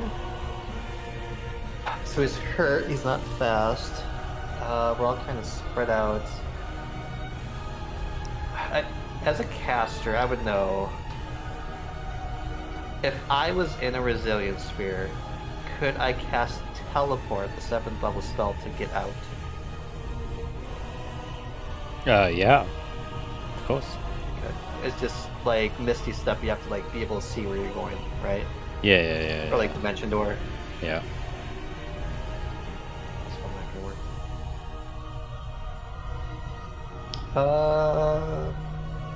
Okay, well, let's go big. I'll take the staff back, and in my hand, this energy starts building as I will just cast Disintegrate at him. Or a dex save. A dex save it is. Let's try to get rid of this problem once and for all. Pretty good damage roll. That's a 10. And he does not have advantage. Oh, thank you. Thank God. Because he's not in Yeah, hell. thank you. Yeah. Oh, okay. So that's a 10. So he takes 82. Jesus Christ. That's a lot. As you just That's blast him. As the beam of disintegrating energy just blasts into him, and next to the hole that was caused by the lightning bolt, another one appears a little bit under, kind of burning. So now that his cloak is kind of somewhat evaporated and his body's exposed, similar to Xil, he does have a hole in his chest as well. So he actually has 3 he holes does. inside of him. As he kind of like braces himself, it's like, dangerous toys you have there. Well, of course. It's a dangerous world. I never did catch your name, though. Let me guess. It's something long, complicated with some apostrophes. Just because you're not used to it, I bet your name has apostrophe too. Shoot. Yeah, no, you got me. That's As fair. you both look at each other with like a wizardy. Fiera's like, oh my god. God, I'm the same. Am I a devil? You got red hair. You cast crazy magic. Dun, dun, dun, dun, dun, dun, dun, dun, dun, dun. Oh no. Anything else you would like to do? Learn how to run faster than 30 feet in 1 second. All right. Then that will take us to Irik's turn. What would you like to do? We're going to walk up here, and I can see him perfectly fine. And I am going to cast Fireball on him. I'm just going to show where. Oops. Nope. I don't want to get the person attached to the.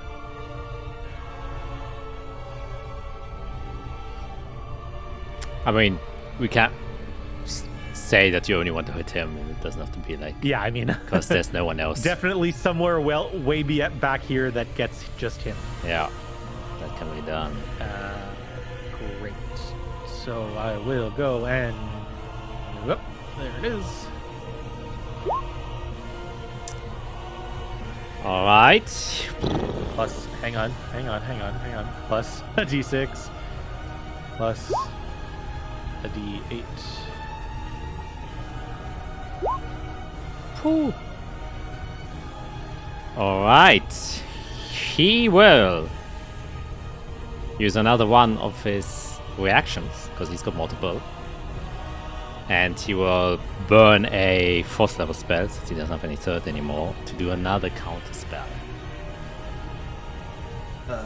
Do I see this happen? Yes, I mean, you I can. haven't seen him. Okay, so I see him casting a spell finally, or saying a word, or. Well, you speaking did- Infernal. Yeah, you did see him as he tried to cast Dominate personally also. Oh, Then started doing that's it. how he didn't. Yeah. Okay. I'll counter spell. I guess I wouldn't know if he's upcasting though. Oh, I usually allow it since you are proficient enough arcane user. I do allow. Okay, so I would know that 4th would probably do the job. Yes. Okay, then yeah, I'll just fling my hand again. Alright, countering his counter spell, so that We'll have to make him forced to do a deck save.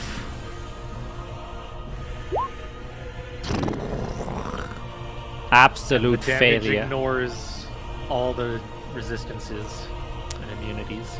Yep, that's a total of 29, 37. Doubled, which is 74. As you can see, that Tolva seems to be doing some business here, and every time you cast fire now, it interacts with Dolwyn in one shape or form, the fire gets empowered by some ways, and the flashes of bright orange now suddenly turn into more what seems to be like almost white hues, but inside you can see flickering rainbow colors. It's like a crazy effect which just go, and the heat kind of is even more what you're used to. Like the entire room just kind of flares up for a second and even drowns out the incredible light source that is the literal sunlight casted by Fiera's globe. The fire that gets invoked here seems to be the remnant sparks of the Invictus flame that was given to Tolva, which you are now currently harnessing through him as it's getting into contact with this devil. And it seems to be very, very effective against this devil. That anything else you would like to do? Self bonus action. No. All right, then that will bring us to his turn, and he will.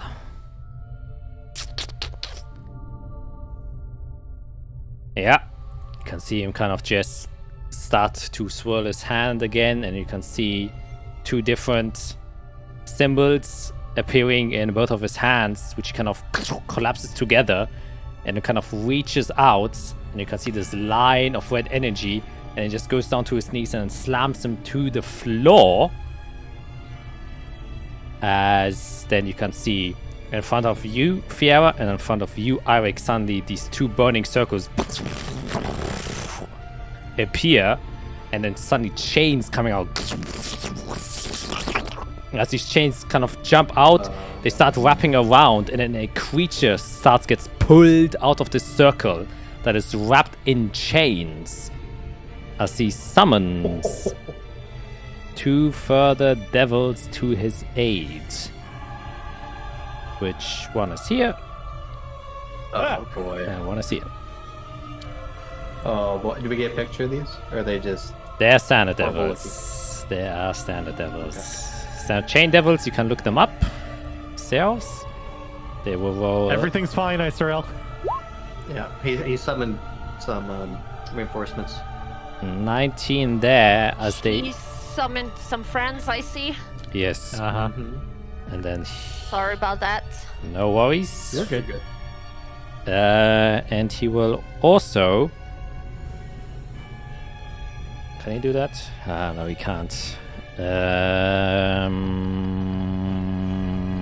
Yeah, he will do that, and then he will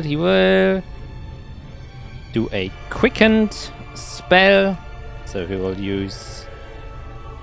So you can use a cantrip, and quickened needs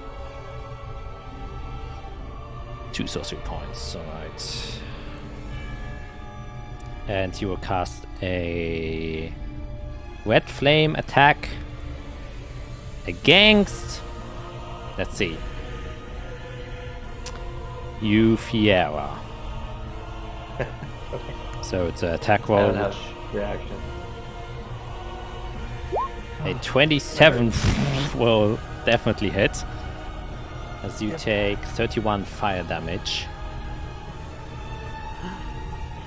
And then I should have stayed with the blood. Okay. we'll kind of move his way over here, just kind of trying to be out of visual range of you, Fiera. That's kind of his goal now. Yeah, it's a wizard duel. Yeah, you see Durloff kind of standing there, just still bracing. Actually, at this point, he will take the dodge action in case anything comes his way. And it's just cheering you guys on and say, "You're doing great! Come on! Get his fucking ass!"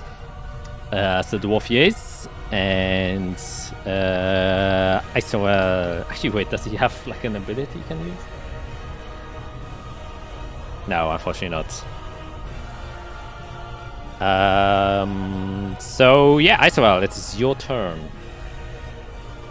Okay. Sorry, I was looking up some stuff. Alright.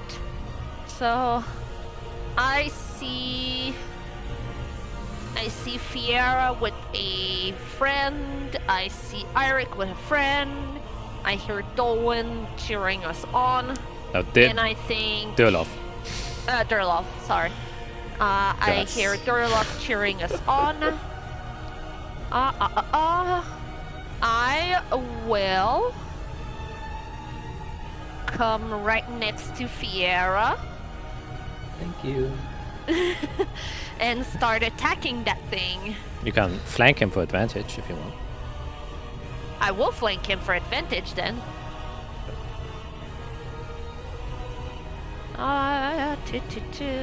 Oops, that's broken. Hold on for a second. Just gotta reload my page. There we go. Okay. Cave bear. So first is my bite attack. I'm going to have to do it twice because I can't click the advantage button on there. Yeah. So there's this, and then there's this one. So it'll be the first. Nice. That definitely hits. There's 13 damage which he receives. And it's magical damage. It is radiant. Yes. If I remember correctly. Yes, you can choose for it to be radiant as you bite into. Yeah. And you can see it is literally a kind of like a corpse wrapped around in chains. So you kind of bite through. Your teeth are long enough that it kind of goes through and crushes some of the chains and instead bites into him. As you chew on him, you can see that the chains break. It's still standing, obviously, but anything else? You got multi-attack, right? Yes, I can multi-attack, so there's going to be a claw attack. Nice. And I have to roll twice again, so it won't be too long. So first one and second one here. So I'll definitely take the 18 over the 9. Yes, for 11 damage, Yes. which it also takes more of the chains kind of clatter as the damage. So that was my action. Oops. I believe that will be all for now. Alright. I moved and I did my action, so yeah, that'll be it. Then, Fiera, your turn.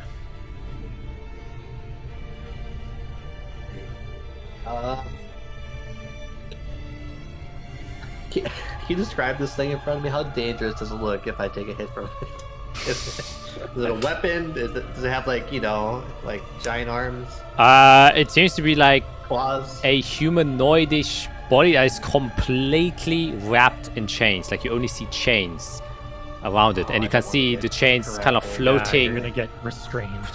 around it. Okay. Well, I can't stay here. I could take a risk. That's always fun. Yeah, no, I want to stay in front of this guy. I gotta do my job. Okay, I will once again, without using the staff in my right hand. I don't know how to describe it. Oh, my locket. I haven't used that in a long Actually, time. you have to make a wisdom my saving locket's throw. kinda... Oh, no, this guy's still fine. I started trying to cast a spell, but Yeah. then my head hurts. I should be okay. If that fails, which I'm worried it will. Yeah, it will. Does this take Guarded Mind. If I fail a Intelligence, Wisdom, Charisma saving throw, I can cause myself to succeed instead. Can't use it until I take a rest. So I will use that because it doesn't take economy. Alright, then you're also immune to the effects as you use this reaction, and you can see suddenly like a surge of fear creep up yourself as you're starting your turn within it, as you can see the pain that is within the body that is currently wrapped and forced to do the bidding of the chains. to whoever these chains may belong, but you resist it as you have more important things to do. Okay, I will cast haste on myself as my locket starts to glow. Nice, alright. So I speed up, my AC goes up, and for my hasted action, I will disengage. Alright. As I run past this guy to speedily, with very unnatural speed. Actually, I'll go right in front of him. I'm not afraid. I'm not gonna go in the circle. That's not right now. I will go right there and just appear in front of him. Feels like you're trying to avoid me. Really don't like to give your name out, huh? Guy just looks at you and it's like, a fast one to catch on, aren't you? Names of power. Oh, I know. I know. Alright, anything you would I like to do? I don't have bonus actions. No. Alright. Then it will take us to the Chain Devils. The one here will just move next to you, as well, to not provoke any attacks of opportunity. Yep. But he will use, as he kind of wraps one hand towards where you are, Fiera. And you have to make a dexterity saving throw. Oh, I think I have advantage. God, I hate so much stuff. Advantage on dex saves, okay. I do have inspiration. Do I want to use inspiration for that? Can I get high enough? I'll take whatever it is. Alright, you see that suddenly chains, the kind of animated chains around him kind of go towards you and wrap around you and suddenly burn with infernal heat. And you get pulled right next to him as he kind of pulls you towards him. And you are restrained, and you also take 2d4, 9 fire damage as you brought next to him. And as he do that, he can also make 2 chain attacks, which he now does with advantage against you. Oh, that's close. Oh, Okay. wow. Still hasted. But Still you have advantage anyways. You have Warcaster? I don't have Oh, Warcaster. shit. Okay. I have Warcaster. Yes, so 2 chain attacks against you, Fiera, with advantage. That's a 19 will hit. No! Too fast. Oh, bet shit, 20. yeah. With haste. Oh. And a 21 will hit, unfortunately. Unless you...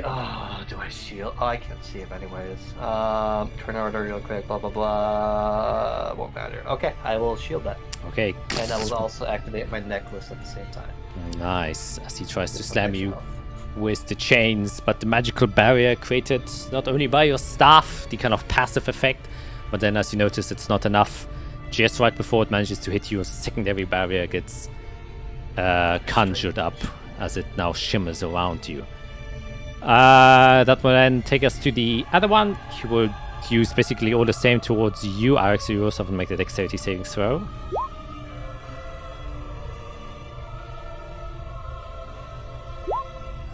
That makes it as the chains come and you just kind of dodge very easily. And then he will make 2 chain attacks, normal rolls, no advantage. A 10 doesn't hit, and a 9 definitely doesn't hit as these chains slam next to you. As there doesn't seem any rhyme, no reason there, which will take us to Iwake. Cool. They focused on Seeing this thing right in front of me, we are going to use my Magic Initiate feature and cast Burning Hands and give him a 15-foot cone of fire right in front of me. Alright, nice. Let's make a dex save, alright. Yep.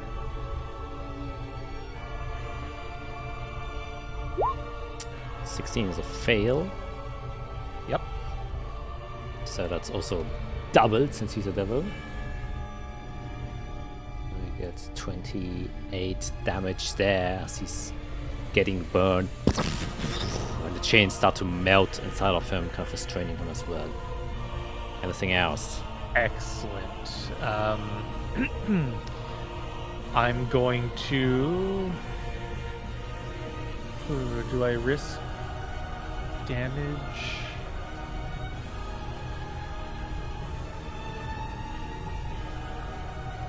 Because I wouldn't be able to do that.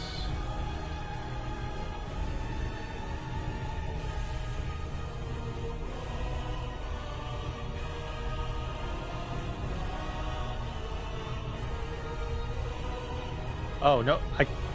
Can I use my bonus action Misty Step feature? Yeah. Right. Okay. Cool. Yeah, I'll Misty Step my way out of there, and I will end up right here. Nice. That ends your turn, taking us to his. And he kind of looks at you, gauging the situation. Time to play dirty, I guess. Kind of covers himself. This time he will use subtle cast again, so people can't see that he's casting a spell. And he is suddenly gone and disappears.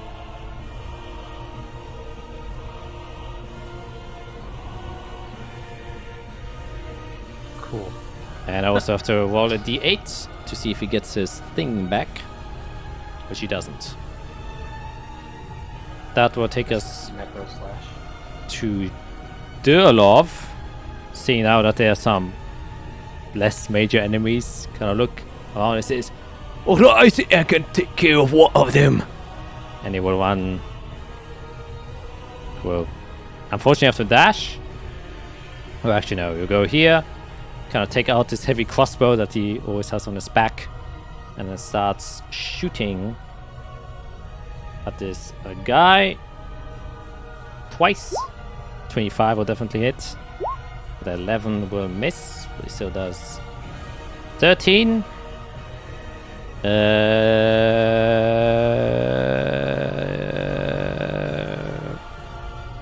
But only halved, because he has resistance against that damage.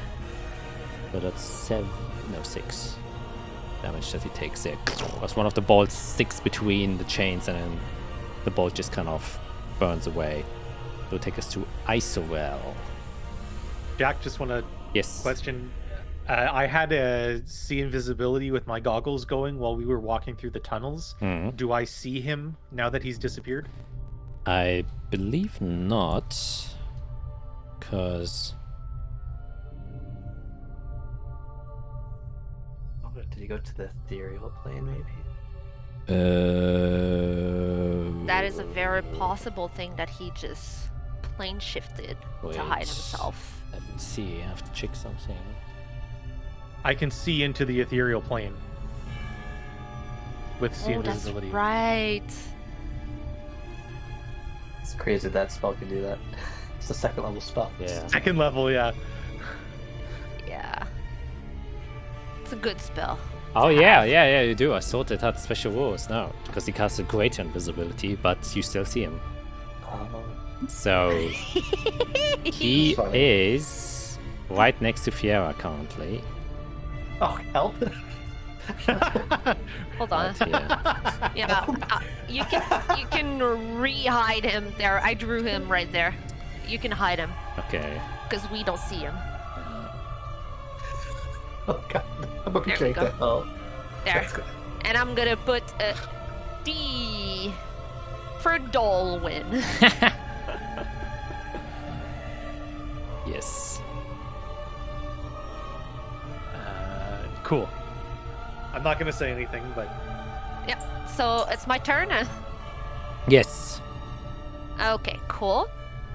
I'm gonna walk back over here to gain my advantage back on that thing, and I'm going to smash it again. all right. So first, sorry, gotta roll twice. 1, 2. Oh my gosh, it's bad. Oof. Guessing I miss. Yeah. Okay. Let's try again with the claws. 1, What are those rolls? There you go. That definitely hits. And that's a 12. Yep, just scrape again over its body, breaking more of its chains. Looks a bit more hurt now, but it is still strongly Yeah, standing and there. I'm gonna roar at it. Again with some spit that Yeah. goes into it, and it sizzles. Yeah. It Yeah. reacts not too much, Yeah. as it seems to be a creature in pain and forced to do these things. But the chains kind of just dodge the spit. Alright. Piera. It's turn.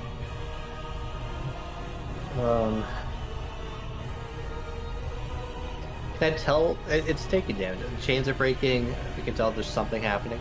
Yeah, it's definitely taking some severe damage. What would Fear do?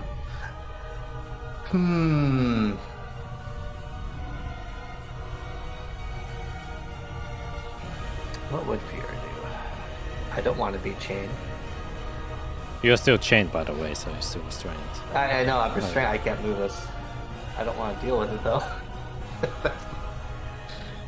And I can't see where he went. Okay, no problem. Would I know if summons can be dispelled?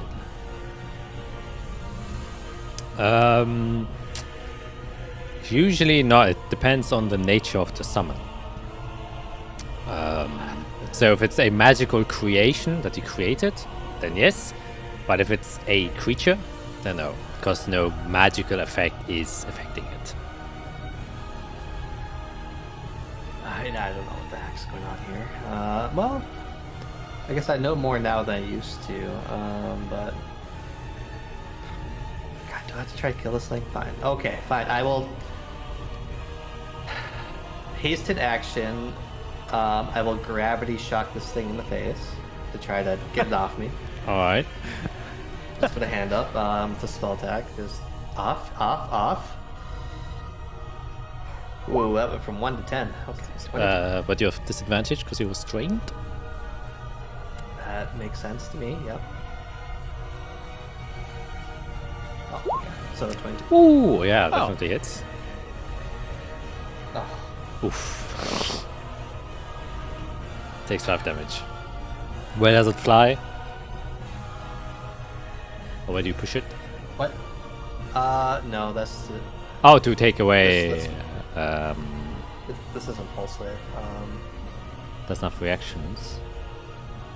It doesn't have a reaction, but I'm still restrained is the problem.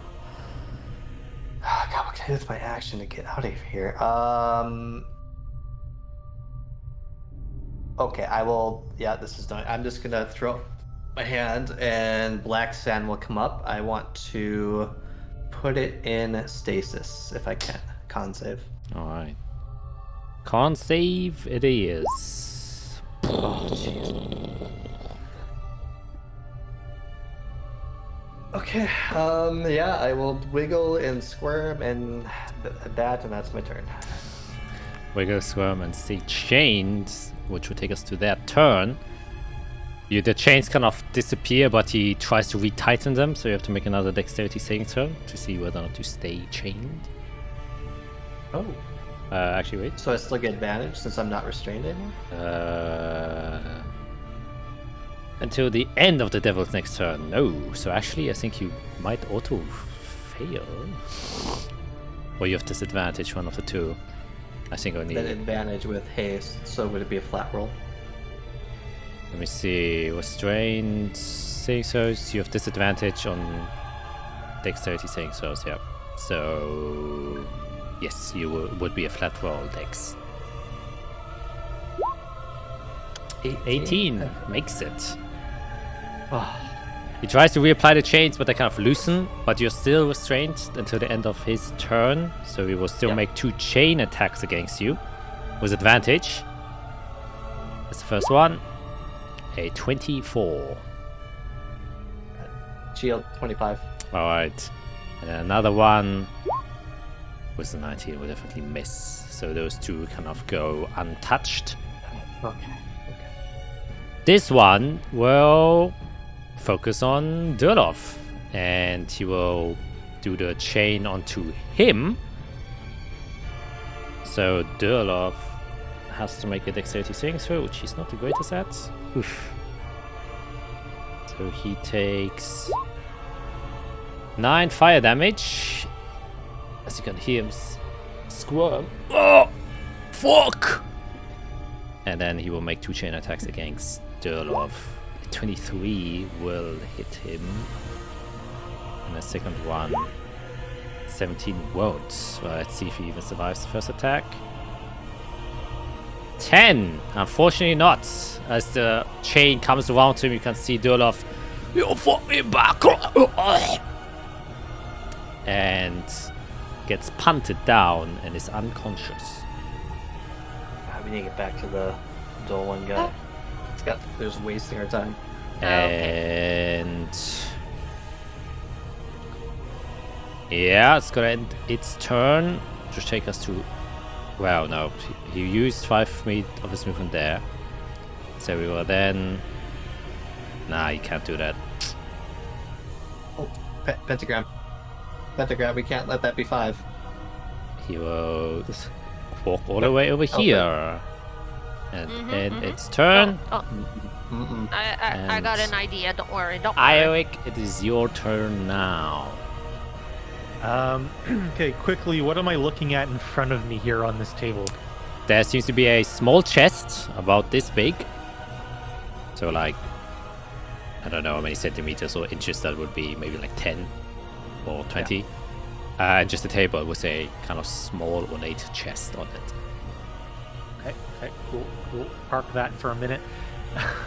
I will move over here just a little bit, and we'll cast... Oh, no, first I'm going to spin my spell refueling ring and regain a 3rd level slot. And I'm going to cast Scorching Ray at 3rd level on Dolwyn. He will counterspell that with a 4th level spell. As you go towards him, and he will just put away. But he remains invisible. Okay, well, seeing that, he's behind you, Fiera! I look over here. More! More behind I look you. back here. God damn it! No! Fuck! Okay, cool.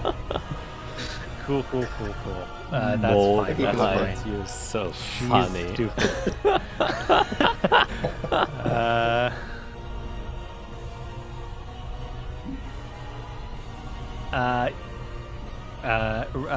Yeah, so that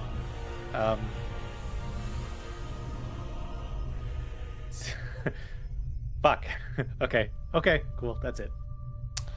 Alright, ends your turn, which would take us to his turn. He will. You are a bit of a problem, Eric. No, wait, no, you can't do that. So he will instead. It's Durlov's. It's no, you can't. Durlov's He's turn. He's invisible on the turn order. Oh. Yeah, because he's invisible, I can't have him be there. Oh, right. I forgot he's 14. Never mind. Yeah, no I'm worries. good. First, see if he gets all good. his thing back. Nope, he doesn't. Oh my god, that would hurt. And yeah, instead.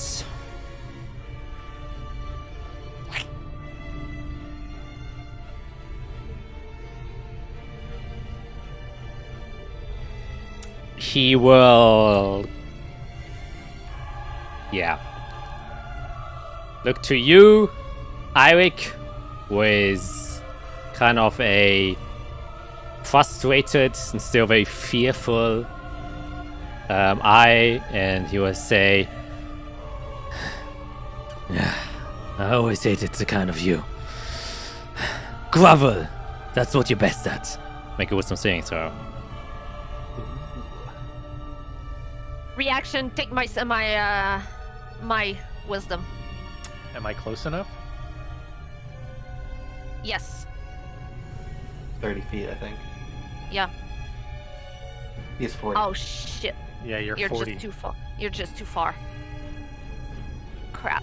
Okay. That's alright. That's okay. Maybe that's that's okay. natural 20, let's go! Yeah, you got it. You got it. You got it. Plus 5. 18 is unfortunately not enough. As he casts command on you. And so you have to obey that on your turn when it is your turn. I have to check one thing again. Lose quicken. Alright, so yeah, he will use his quicken to do that. So he still has his action. Burn more of his sorcery points. Alright. And then he will use some infernal winds on Fiera. That sounds fun. Actually, yeah, he will do that. So these are both obviously with advantage because you can't see him.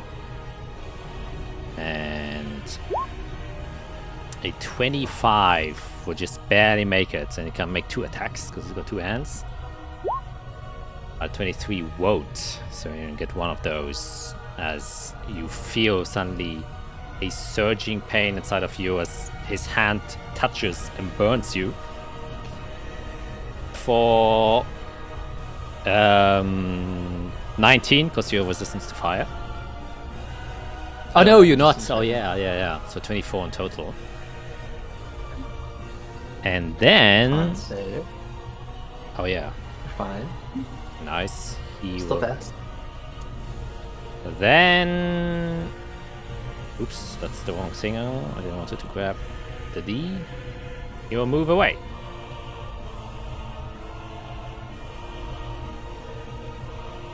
Oh, I probably felt his attack from that spot at least. Yes, you did, which is why he's walking away.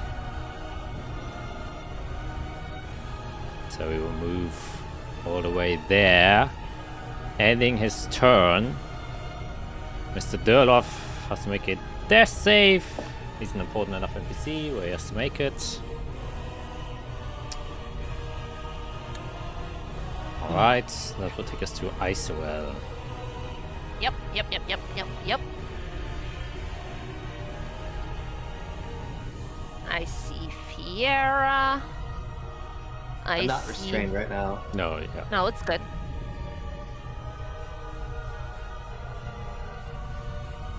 Yeah. I see Fiera. I see myself. I see Durlov. I don't like what's going on, so I'm casting Mass Cure Runes on myself, Fiera, and Durlov. Alright. Mass Cure Wounds it is. Yes, there it is. Can you target the other people too, just in case they're hurt? Isorel is not thinking about that. Isorel's not thinking about that right now. She would not even have batted an eye at them, unfortunately. Not right now. There. Oh, for you! Stood off. Yep. Alright.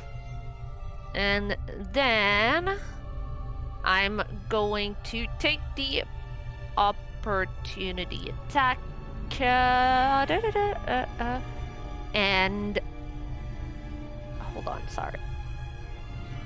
Yeah, I'll take the opportunity attack and I'm going to run to the thing and make sure that I am in between Durlov and that thing. All Well, right. I would probably be here, but anyways, you know the gist. I'm trying to Yes. get myself wedged between so it focuses on me rather than Durlov. It And actually Yeah, won't. this thing here. No. Okay. Yeah, he won't use this opportunity. It could have if it wanted. I was like, I'll take it. But if it doesn't, I'll be happy. All right, then Fiera, it is your turn. Hi, Rick. Where is he? As I face the behind question you again. I know he moved.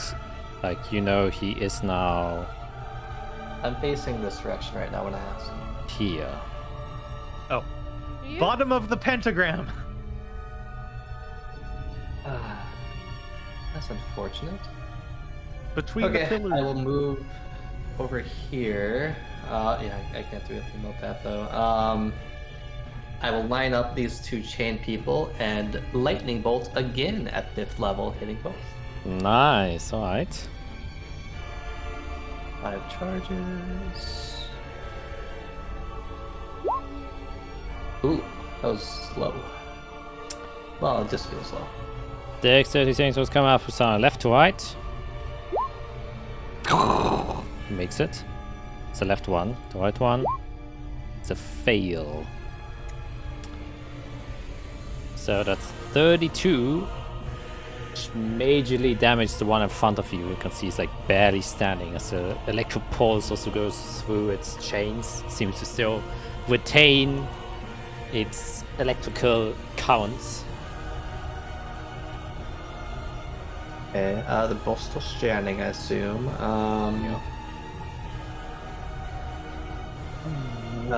Gravity shock.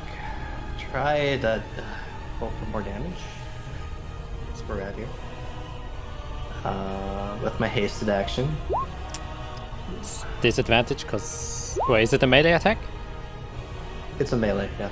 Alright, then no disadvantage. Yeah, it's a With touch. 14, you can see that as you touch it, the force kind of ruptures the chains in the center where you can see a kind of humanoidish body that's wrapped around the chains.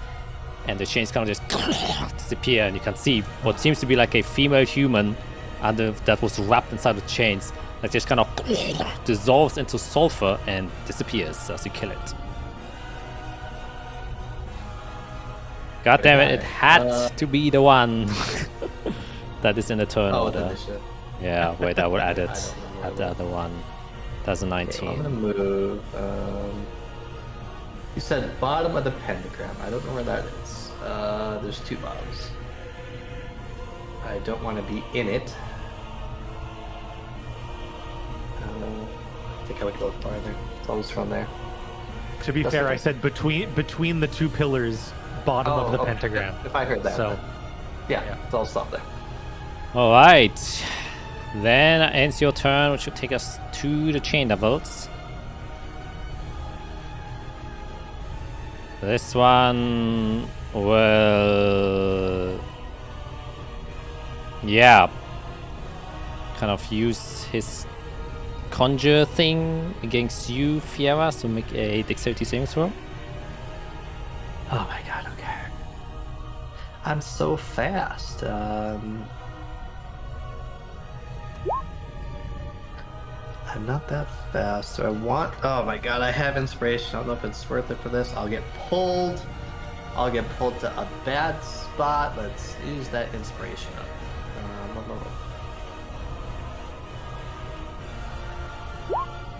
Oh, 21? 21 will make it. Oh, okay. I forgot that it's a dex.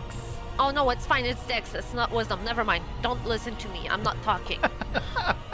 And so, instead, the chain level will go there and still attack you, Fiera. It's got 10 feet reach. Obviously, the chains seem to be able to spill over.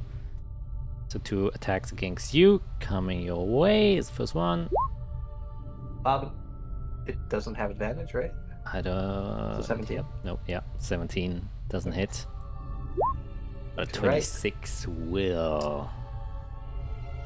Oh god, I have another reaction. Am I burning it here? I don't want to lose haste. This is gonna hurt.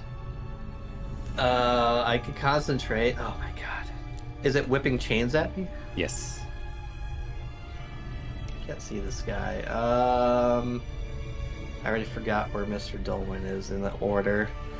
5th level. I will try to shut this guy out of history for a few seconds. 5th level? Wisdom save. Oh. Yeah, it's temporal shunt.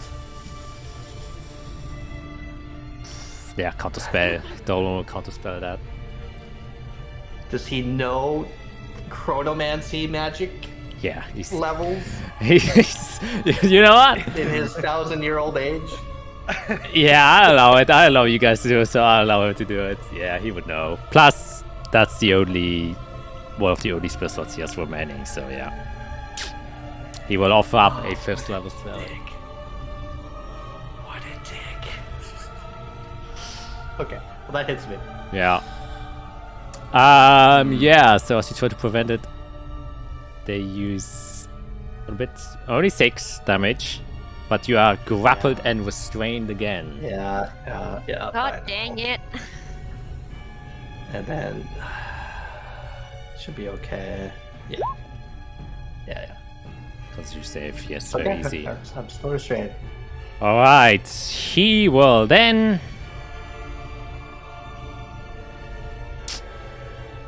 Yeah, no, that would be an action, so I won't do that. That was his... Yeah, that was both of his attacks. So that ends his turn. Will take us to Eirik.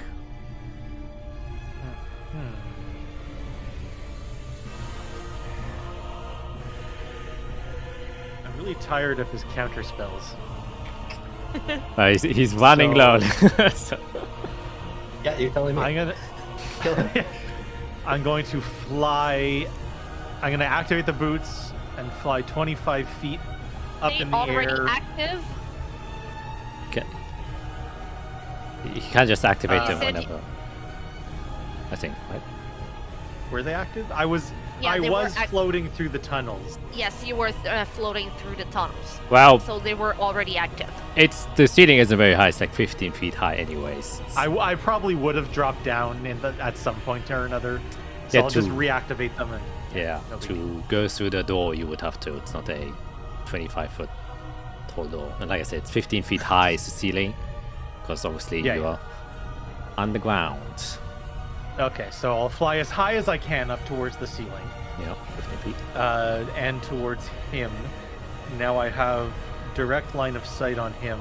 And as I'm floating towards that position, I'm just going to casually holster my firearm and pull out my force ballista cannon. And I'm going to build the cannon as my action. Alright. And then bonus action, I will fire the cannon. Nice. Nice. So that he definitely can't counterspell. Whoa, it's a 32, you'll definitely hit. Squish, What was mister. this? Squish.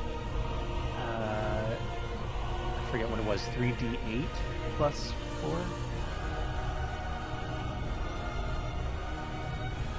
Can't I see?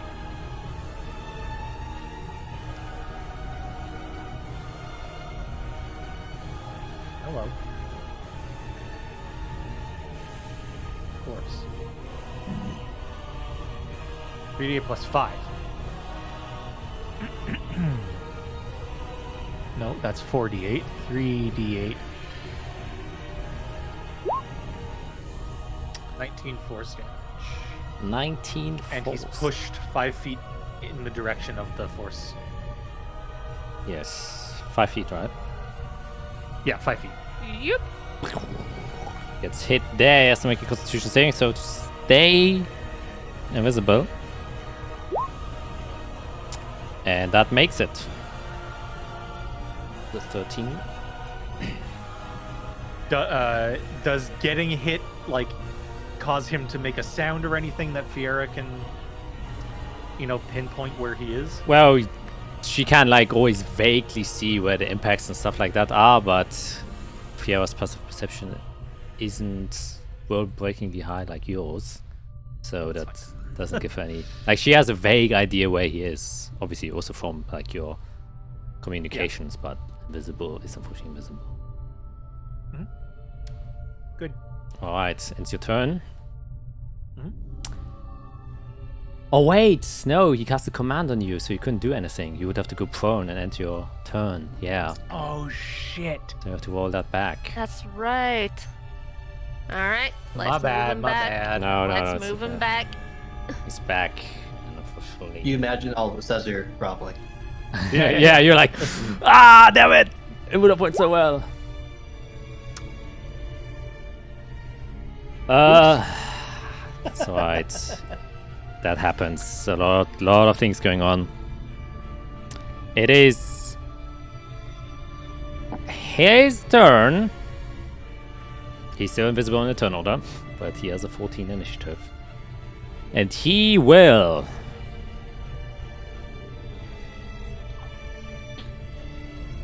God.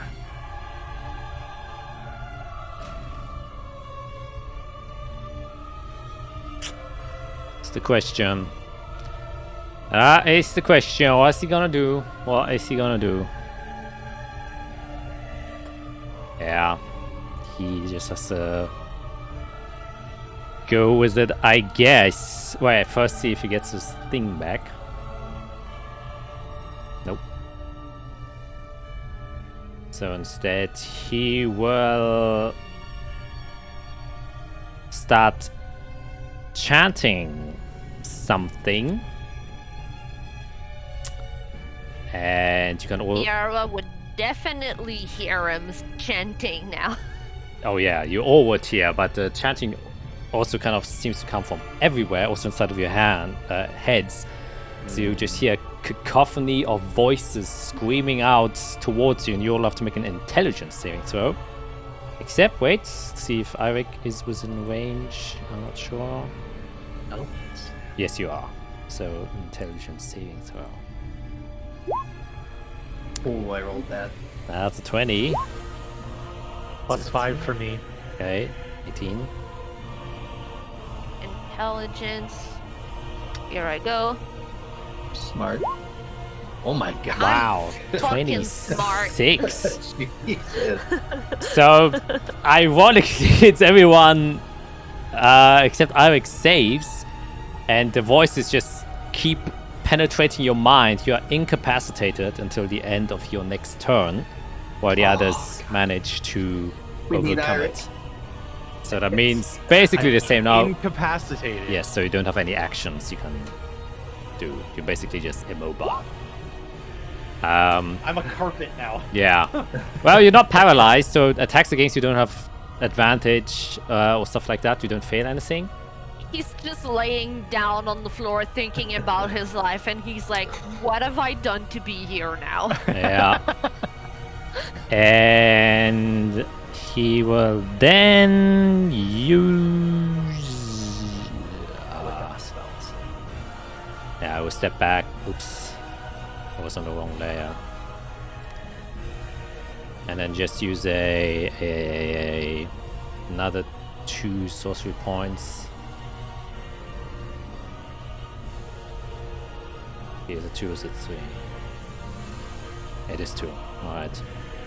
To quicken and then do a wet flame attack against you, Fiera. So it's with advantage.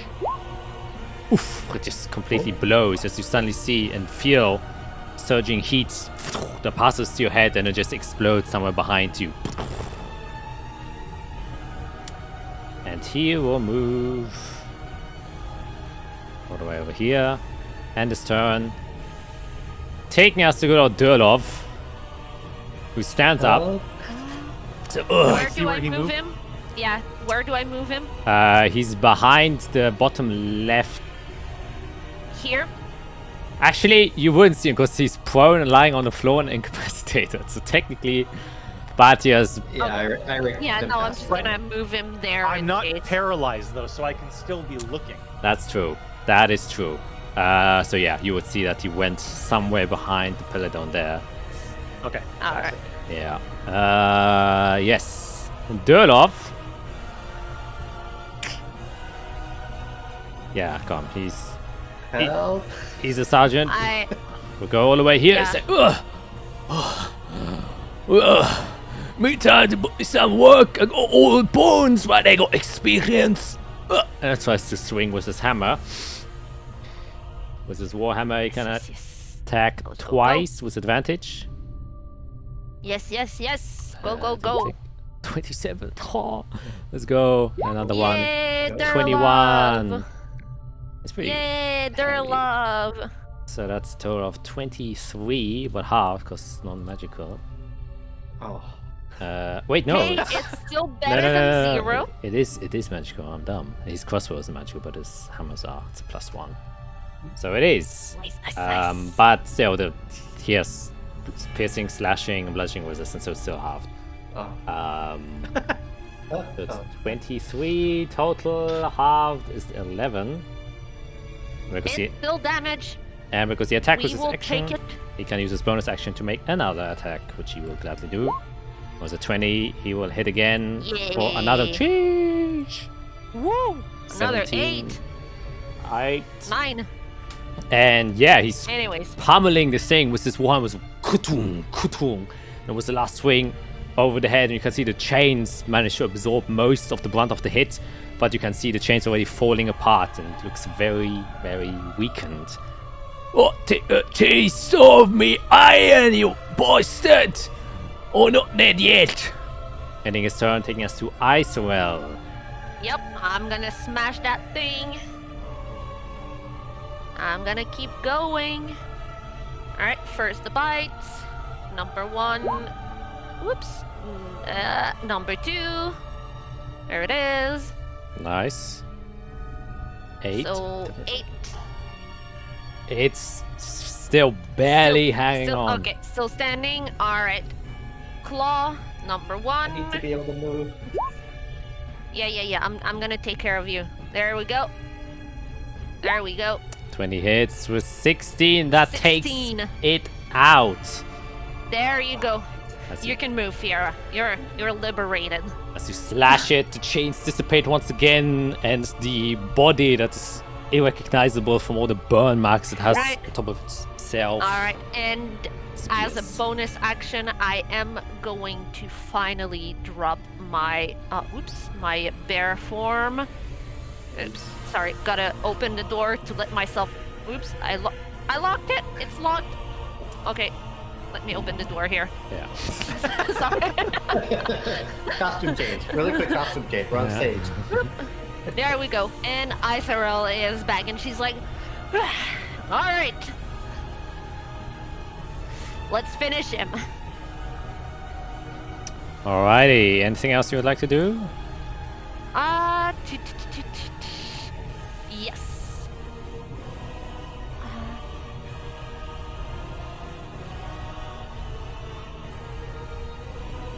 I'm gonna start running towards Eric.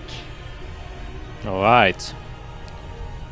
Then that ends your turn and takes us to Fiera's turn. This would be my play, actually. Go get Eric. I need I'm his taking eyes. care of him. I'm taking care of him. Protect Eric, yourself. right? What? I need his eye. Okay, I'm just gonna super speed past. I just need his eyes really quick. Past her. I'm gonna kind of look at Eric. He's conscious. Yeah, Mumble- he's conscious. Mumble, Eric. Can you mumble anything? Words?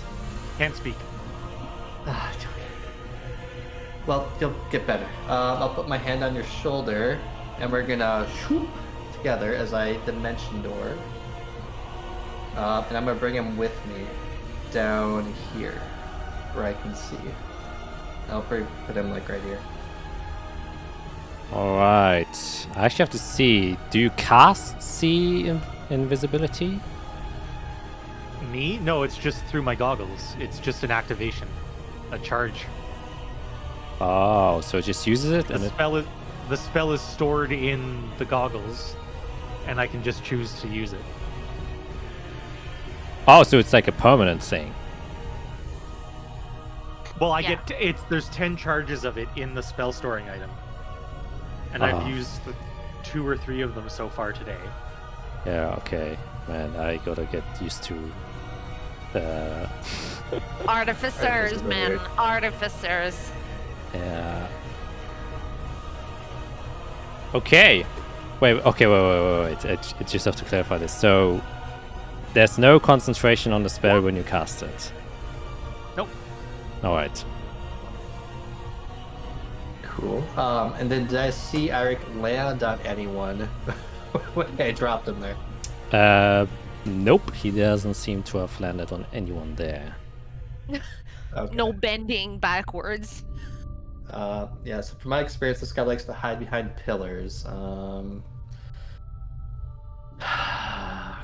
I only have a cantrip is the problem.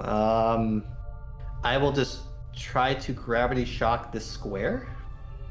Is that thing I can do? It's a melee spell attack. So essentially, I like get gravity energy in my hand and like junt it to the square in front of me. Yes. Which one? Sorry.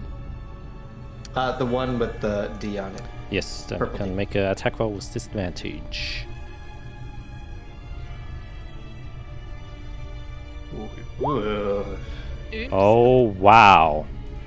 Actually, Okay. yeah. On that note, he will use his reaction to use his flame wave. So as you step back and teleport there, you both have to make a dexterity saving throw, which I think no, Eirik doesn't.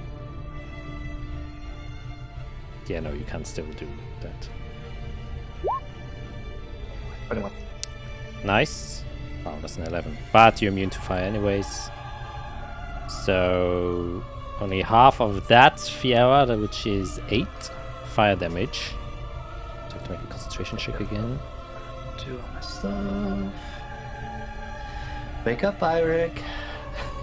I'm fine.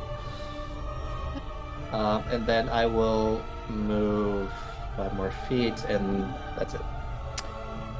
Okay, you end your turn there. Gosh darn it. So he will use his another reaction to do a red flame attack against you, because Eirik is basically immune to almost everything he has. So, because you're in melee, that's disadvantage, but because he's invisible, advantage, so it's a straight roll. Which is a 20. Do I see this so I can shield, or does it just happen is the question? Yeah, I don't think you can, because... Well, he's casting a spell. Are there components to the spell? Yeah? Because he's hit me with this before, so I should be familiar with it. Actually, I will just read shield, what the specifics are. Protects you until the start of your next turn from against the triggering attack. So yeah, I don't think you see the triggering attack. No, I don't think I would say if you had weapon or something. a high enough passive perception, you would notice it soon enough. No. That's the benefit There's of... nobody in front of me. Yeah, exactly. So you do just take the brunt of Okay. it, which is 34 fire damage. Comes hitting your way.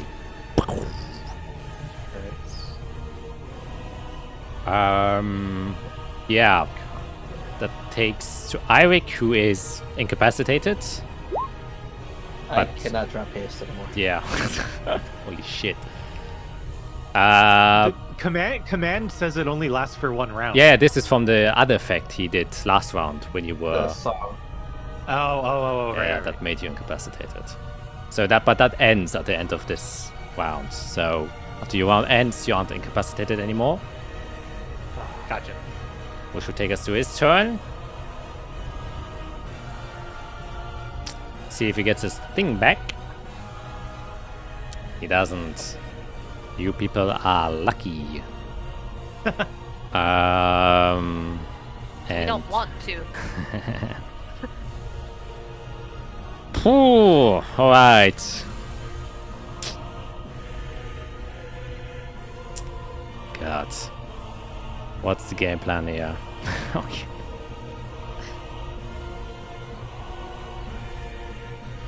Will he risk it? Will he risk it? Nah, I don't think so. He will... Oh, no, wait. Oh, fuck, he can't. So instead...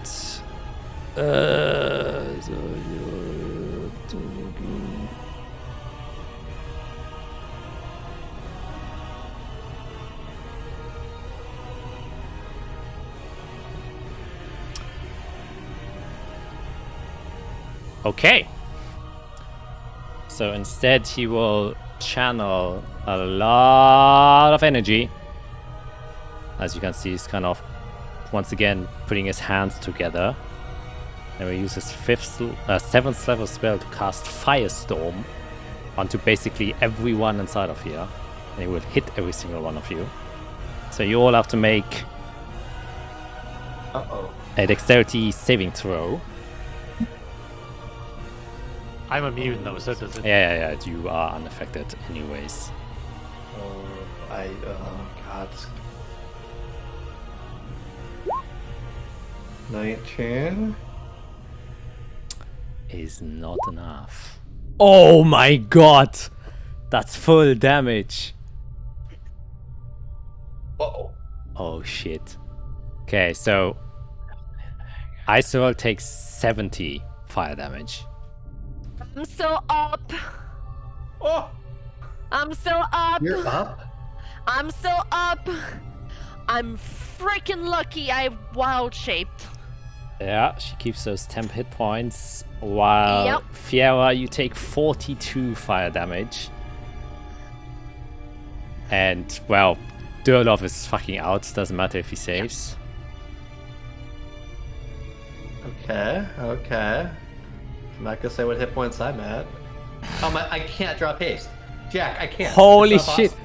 Holy I shit. can't drop haste. Only like a I'm 26. The overcome that DC thing. was 26. That's crazy. That's fucking crazy. Well, no, the DC was 21. I'm sorry.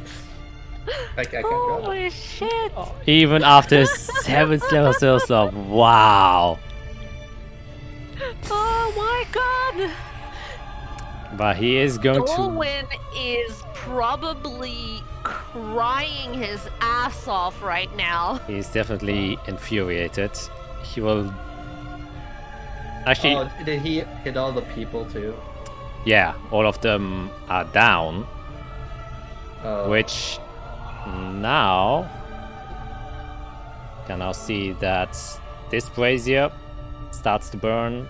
Oh, jeez. This brazier starts to burn. This brazier starts to burn. And 42 is way above double their hit points, so they're just instantly incinerated and dead. Okay, so when he kills a person on that spot, it lights a brazier. Yep. Let's not die. No more deaths. Yep. And he will use his bonus action, to teleport away. And then use his movements to go all the way over here. To stay concealed. Actually, Whoop. he There we will go. move even further away. He's a bit further. He's 2 squares above that. There. Yes. Good. That ends his turn. That takes us to Durlov, who has to make a Yep. death saving throw. Alright. He dies like a lighted brazier. And that will take us now to Iserwell, who's also... Yep. No, you're not down. Yeah, you're still alive. I'm not down. I am not down. Okay, yeah. I'm gonna run right here. And now that I have all of my friends within me, You see a charred Fiera. yeah, Charred. I will. I guess you're more charred. Hold on. Let me. Du-du-du-du.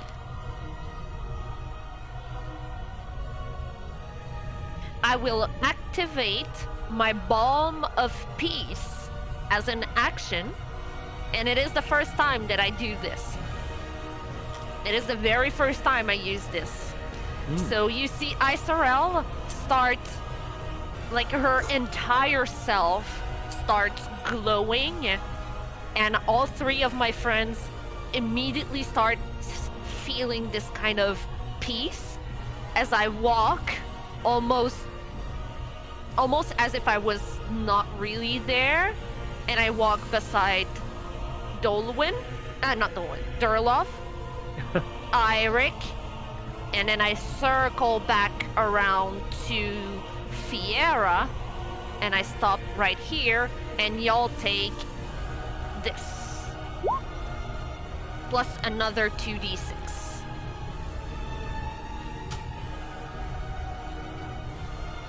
Here we go. So you all take 19. As well as Durlov. So that was my action. And then bonus action, I'm going to down my last potion. My last greater potion. All right. And I take this. 4. Another 44. Yep. So 13 plus 16, that's 29.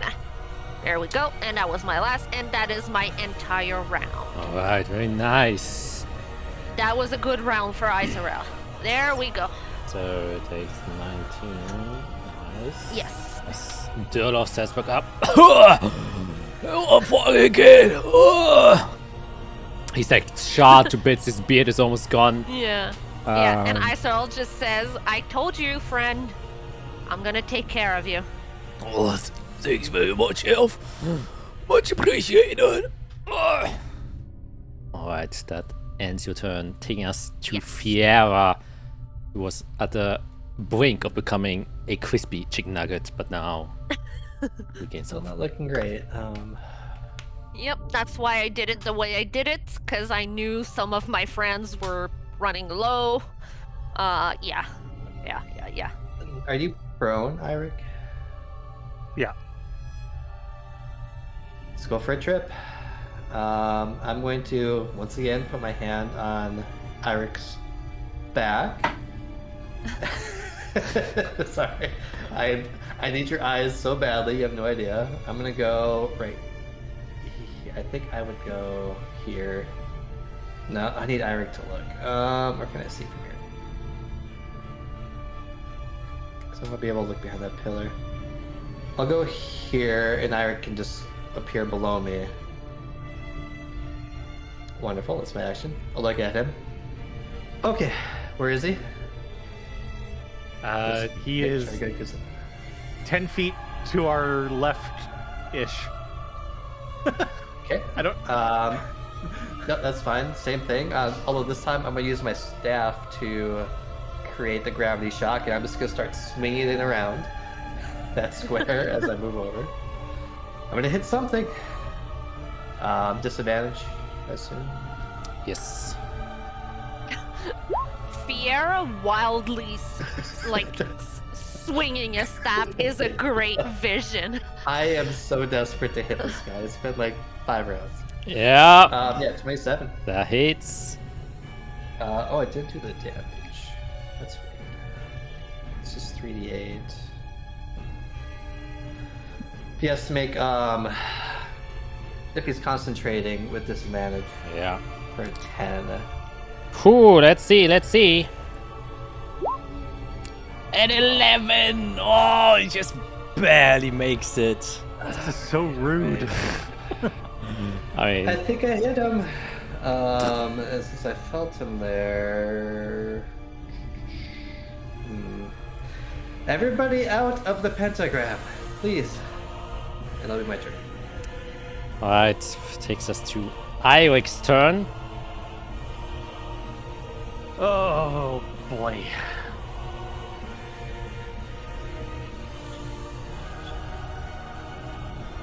Okay. I'm gonna try to see. I'm still prone.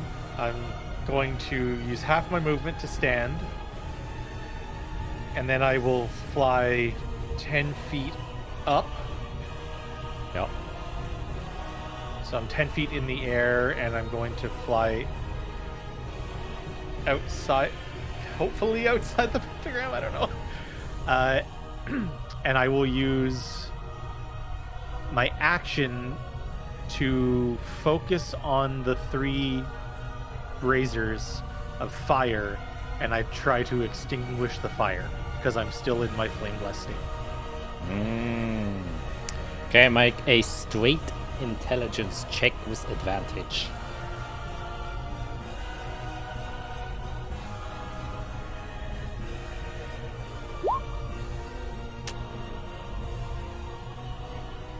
(16) unfortunately isn't quite enough as you try to suppress it, but it seems to be fueled by something greater. And even though you can feel that you have some sort of leverage, it is not enough, as your exhaustion of being just, mentally withheld from the sky the entire time kind of just kicks in, and the flames still start roaring.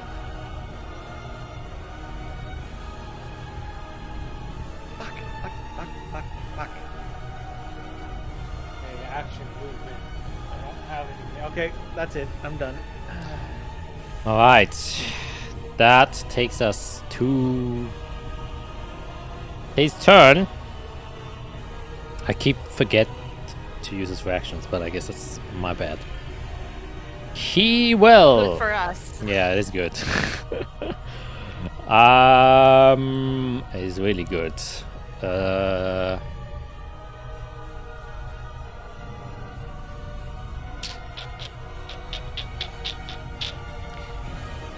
He will.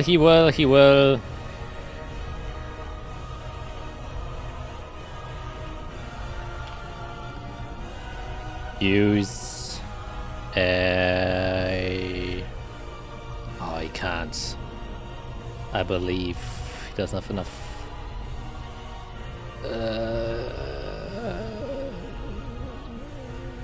Nope, he can't. Doesn't have enough sorcery points anymore. Luckily for you. So he will instead...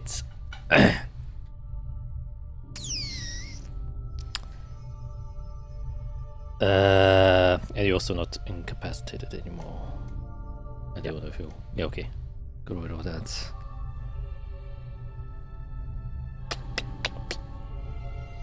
Nope, he can't use that. So instead he will...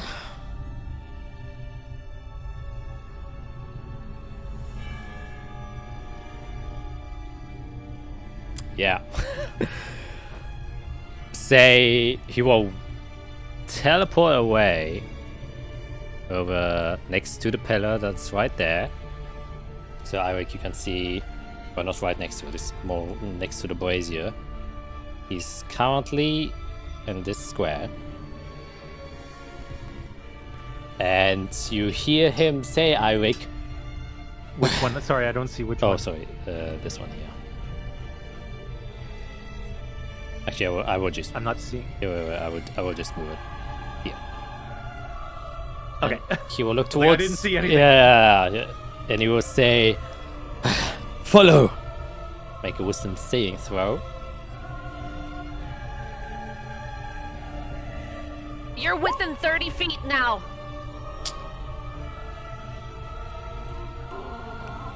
I am.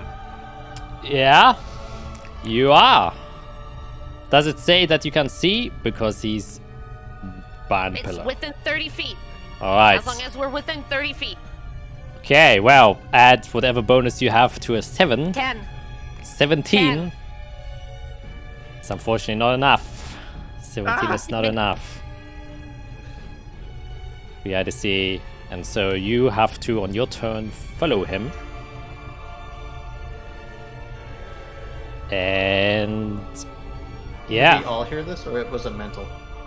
I think you all can hear it. Okay. Yeah, he has to say it out loud. That ends its turn. Can't do much more than that. That will take us to Durlov, who will use half his movement to stand up.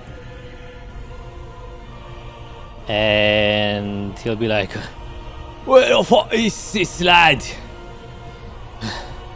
I can't stand it no more. All I know is up there. Somewhere close to Fiera. Yeah, just let him do a perception check. Yeah, that's what I... 24! That's what I know. Sheesh.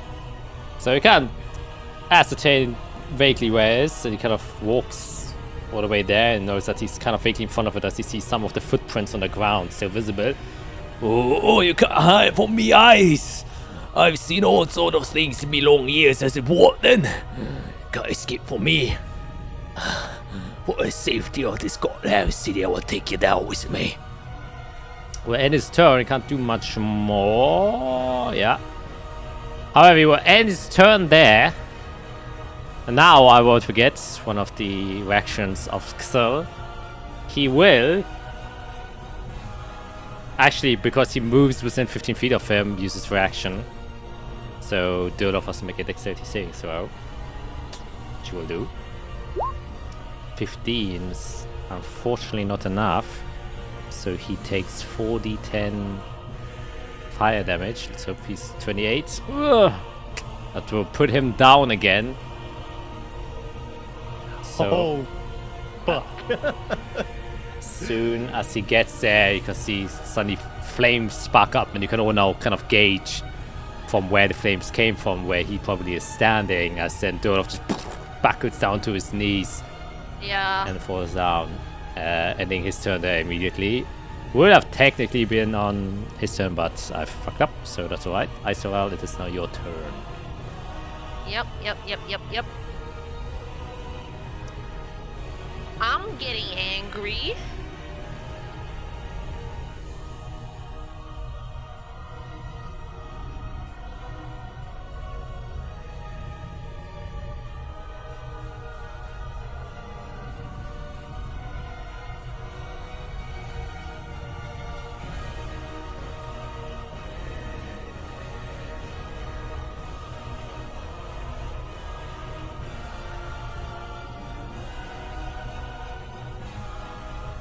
I'm thinking.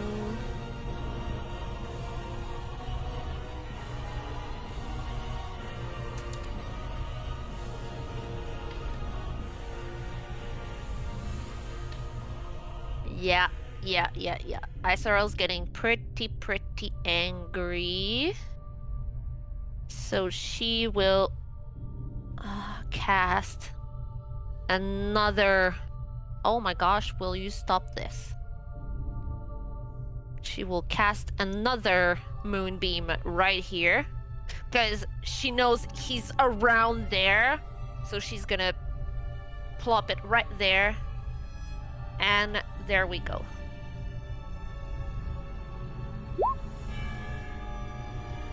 So he does have to... Yeah. So he does have to make a con save. He will use his 4th level spell to try and counterspell that. It's his last 4th level. And he has to make a DC 17 throw. Let's see if he makes it. He doesn't. That's a 14. So Yes! he tries to, but isn't capable, so instead he has to make a Constitution saving throw, which also fails.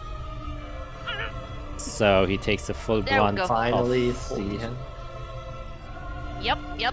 And he has to make another con save. But does Yep. Moonbeam make anything with invisibility? No, right? That's just... Let me double check, but I don't think so. That's very fire. Wait. If the creature is shapeshifted as a result of any spells, it reverts back to its true form and can't shapeshift. Yeah, that's it. Yeah, he is in his true form, Yep. so... Yep. What happened there? And a Constitution saving throw of 21 Yes. in order to try and save this. 60 drops. La. And so he Good job. reappears right there with a frustrated and Dumbass. angry expression in his face. Alright. And Isorel is going to look at him and in Draconic tell him, I warned you not to play with us. You can see the fright in his eyes. And yeah, only fear is there, no words Yep. left to say. Anything else? Yep. Any movement? So that was my action. Bonus action, am I going to do anything at all? I have some movement left. I'm going to move here, grab Durloff, so I move 10 feet, and I'm gonna start dragging him. So he's not gonna move that much, but I'm basically gonna start dragging him out. All right, like here. Yeah, All right. that's as much as I can. No, I would have him next to me. Okay, So 1 down. that would give him So an I would- attack of opportunity Yeah. on Durloff. Yeah, I understand. I All right, understand. which he will gladly take with advantage. Yep. I will make one infernal rend. 22 will hit auto crit as he rams inside. Durloff takes 2 failed death saves immediately, Yep, completely understand that. and So that was my action, and then bonus. So that was my movement. Bonus action. I'm going to chug my very last potion into Durlov's gullet. yeah, and as you do so, you can see the red liquid going down his beard and into his mouth, and you would expectedly, but he doesn't catch your Hold on, breath. where is it? The healing potion doesn't There it seem to have any effect on him. As you Okay, can see okay, the deep okay. wound there, as none of the braziers seem to go alight, but he doesn't seem to be opening his eyes anymore. Okay. Okay. You stab. Anything else?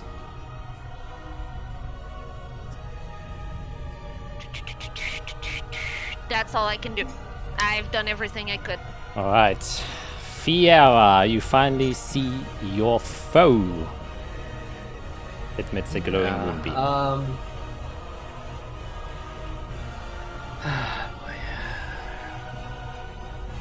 Alright, I guess step 1, I'm gonna make my way over to... this Actually, before that chest. happens. Oh wait, no, he already used his reaction. Sorry, nothing. Yeah. Garbage spell. And then I want to try to open it. Yeah. It is opens, and inside you can see like a very nice velvet leather that has like 3 spots where things can be inside, and in 2 of those spots you can see what seems to be like a very dark red crystal that's just placed inside of them.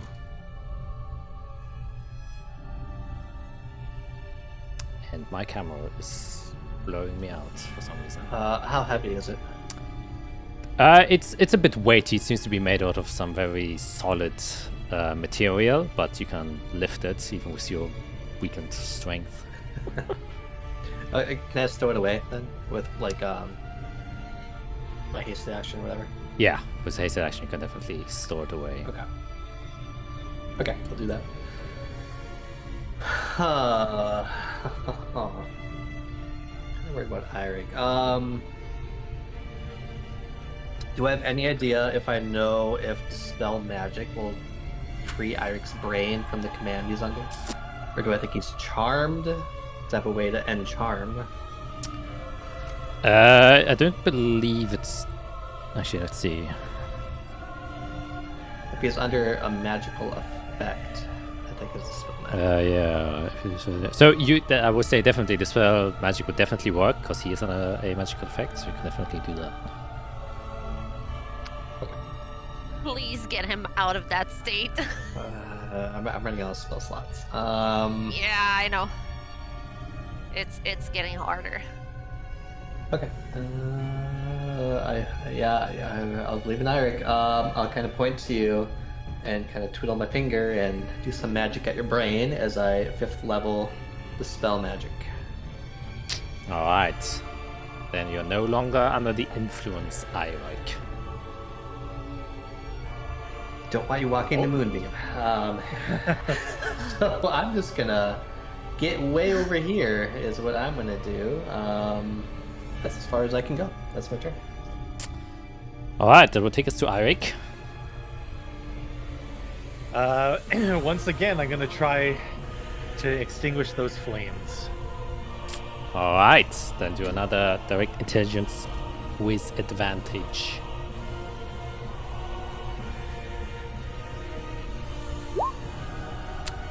I'll go +5. Okay, +5 will definitely do it, as you are invoking the genius of having Tolva inside of you. And you can just also hear him like trying to push more energy from his already very fractured soul into your own capabilities. And as that, so you can see sparks of this kind of Invectus Archflame, this white rainbowy fire appear inside of the brazier that slowly starts to consume it. And you can see the first time a very weird thing that you didn't think was possible, how fire burns fire. And the white fire burns away the kind of reddish orangish hues of the fires in the braziers. As this brazier... Oh, which one are you targeting? Well, it's all flames within 120 feet. Oh yeah, then you managed to snuff out all of them. And you can just see Dorwin like very upset and eyes wide saying, "No! My work! What are you doing?" And anything else you would like to do? That was an action, bonus action. I don't have anything useful. I will fly. Oops. I'm gonna go.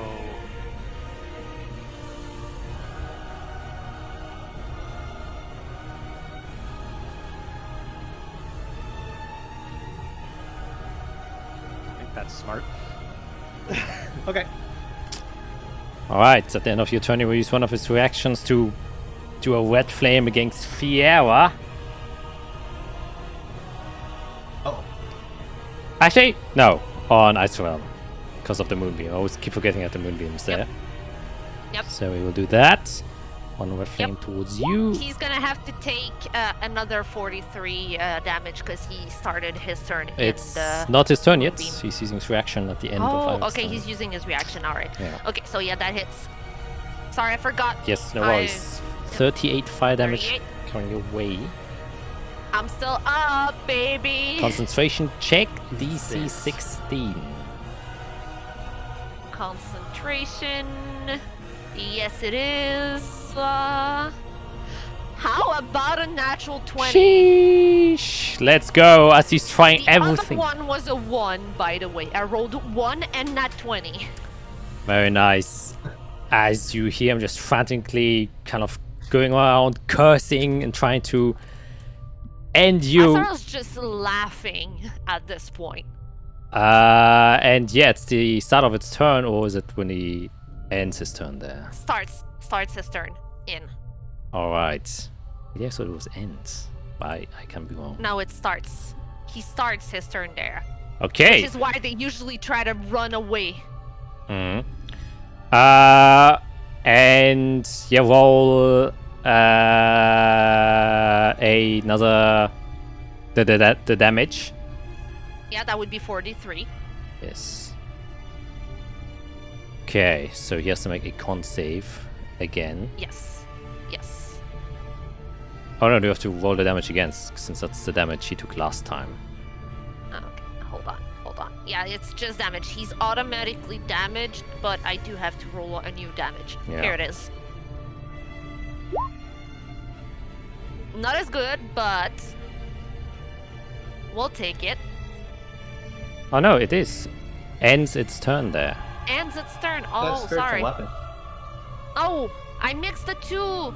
I always mix the two. I invert their start and end. Sorry. Yeah, no. Sorry. I know some spells have it, that's why Don't- I'm always confused. Don't listen to me. I mix the two all the time. That's okay. Don't listen to me. No damage there. He will then... Oh man, he is in a bit of a pickle, that's for sure. He will...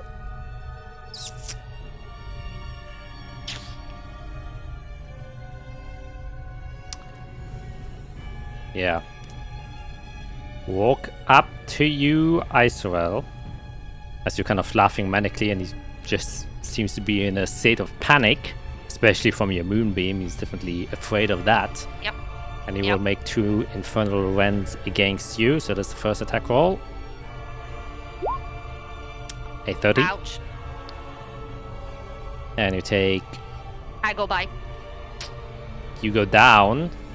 And with his second attack, he can't do anything against. You could use the necklace, Cyrus, for that. The second effect. Wait, what? Hold on. Mm-hmm. Hold on. Metal of Fate. So many effects. Mm-hmm. Yes, Eirik, you can spin a hit die to help me out.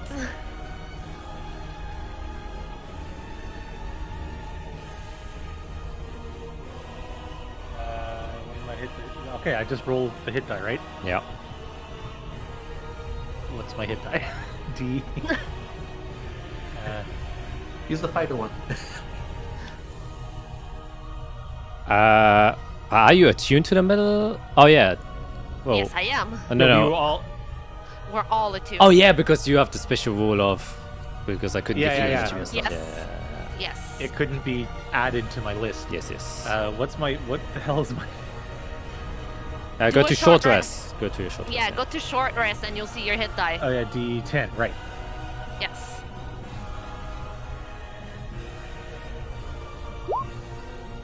Whee! Come back up for 5. You. I would say that keeps you up on your feet, but you have to make a con save Yep. to keep the moonbeam up. Yep. Yes, it's con save. 15 is the DC, so you barely hold on to it. And Yeah, that I'm on my back and I'm like, ha. forcing him to use his attack against you again, his second. Yep. Oh my god. Yep. For a 22. Yep. Which is obviously another I 30. go down again. I go down again. This time the moonbeam does disappear. Yes. And he will use his movement to drag Iceral's body. Oh boy. Actually, no, he's here. It's shorter. All the way over here. But nothing happens yet. I'm not dead. As he's standing there. And then he will use... Nah, he will just stay there. Actually, he will use his hand and kind of points it towards Icerel. And just beginning to cast or trying to invoke one of his flames to shoot at her. Which will... Durloff is dead. Icerel, a death save. Yes. Which I will write to you. These are important to track. Yes. Oh, actually, you're stable, so you don't roll any death saves. Yeah, I'm okay, I'm stable. I'm stable. Automatically stable. Alright. But at the end of your turn, he's gonna shoot at you. And he has advantage because you're down. And if he hits, that's not a crit.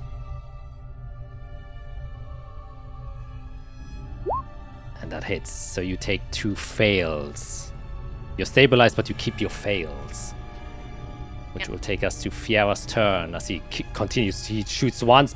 You can see the side of Iceral's body just gets completely charred. And he begins to charge another one. And you can see he's also heavily damaged. Barely Kill standing. him. So it's gonna be. Oh, he has reactions. I Kill don't him. have damage left. I don't have damage. Me and my staff are tapped. I think I only have 1 course.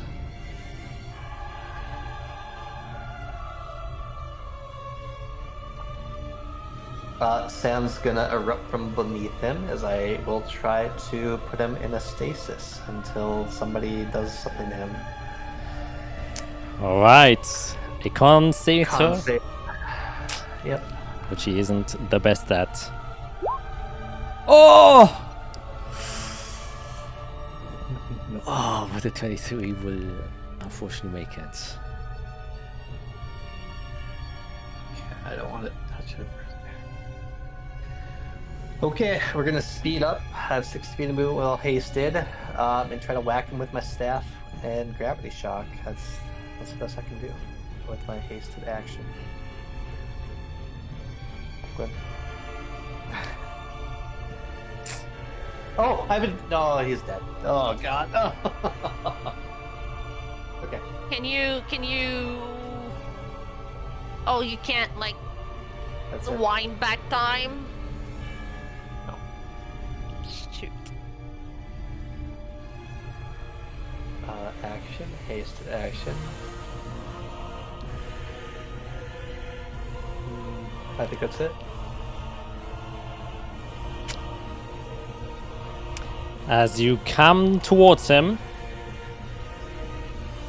at the end of your turn, see his fire burning there as he looks dead into your eyes, Fiera. And he just says, "So, was it worth risking a friend?" And will shoot. And if this hits, you will know for certain this will kill Israel. Yeah. But this is a straight roll. He usually would have advantage, but because he's in melee with you, Fiera, that's a straight roll. What is your AC, Israel? 17. 17.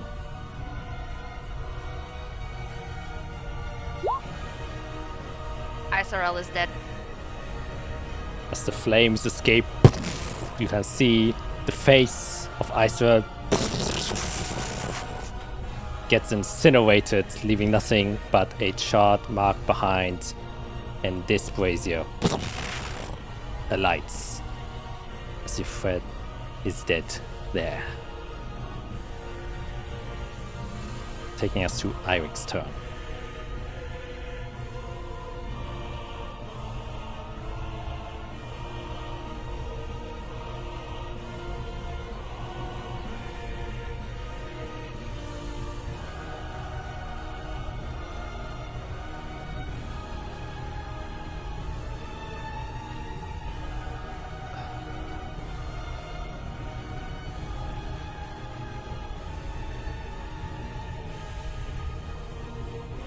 Holy fuck.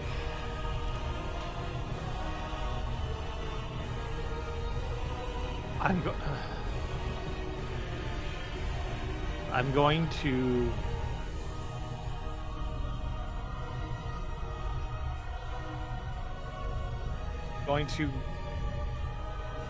cast Firebolt at him while I'm flying towards him. And I'm going to harness the flaming surcharge of my Cinder Dragon Tooth. Alright. And I'm going to use all of the energy that I know that Tolvar has and kamikaze myself into him. Holy shit. Alright, so what's... Binding Tolvar with the tooth, with my flame blessed state, and the anger that I just have from watching Iserol go down. You will hear Tolvar inside of your head. No. Don't succumb to anger. There is still hope for your friend. Kill him. You can use my soul. I can still be the hope that your friend has. Don't stop believing, Architect. This shall not be your end. Don't kneel to the devils. Stay strong. Charge on.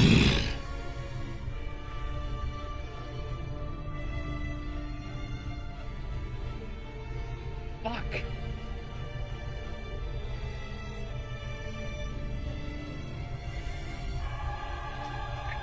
Firebolt then.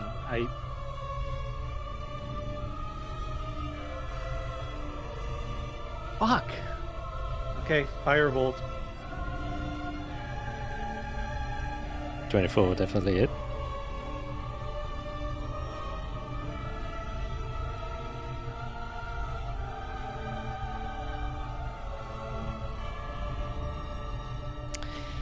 That is 14, 23 doubled. How do you wish to kill him? Oh my god! Was that close? Yeah, he had 29 HP left. I feel sick. Oh my god.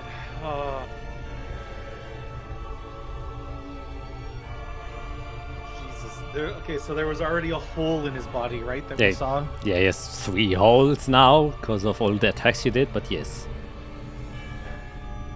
The one that wasn't caused by us, Okay, yeah. I'm gonna target it, and once it hits that hole, the fire's just going to start burning inside of him and just basically like leaving his skin as the last thing that it encompasses.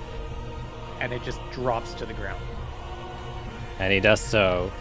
And as he's burning, you can see he's in deep pain as Torva ravages through him. You can just hear amidst the screams.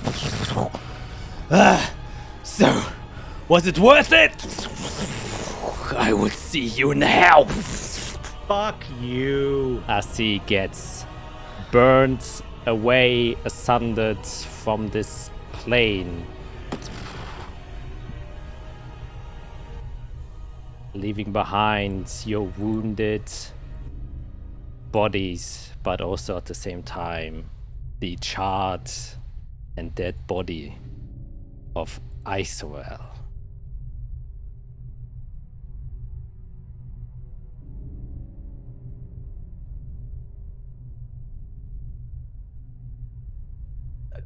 With whatever haste I have left, I'm dragging her out. Her and Dolwyn. Her first, of course. As quick as possible. The flame still seems to be lit. And Eirik. Yeah, can I try again? before you do that, you can hear inside of your voice, "No. Her soul is trapped, used as a fuel for the brazier in the ritual. There is a slim hope. If you manage to take her soul out, it may return there. But it will require a sacrifice. Use my soul, Eirik. You have grown enough now. You know what you must do. My guidance is not required any longer."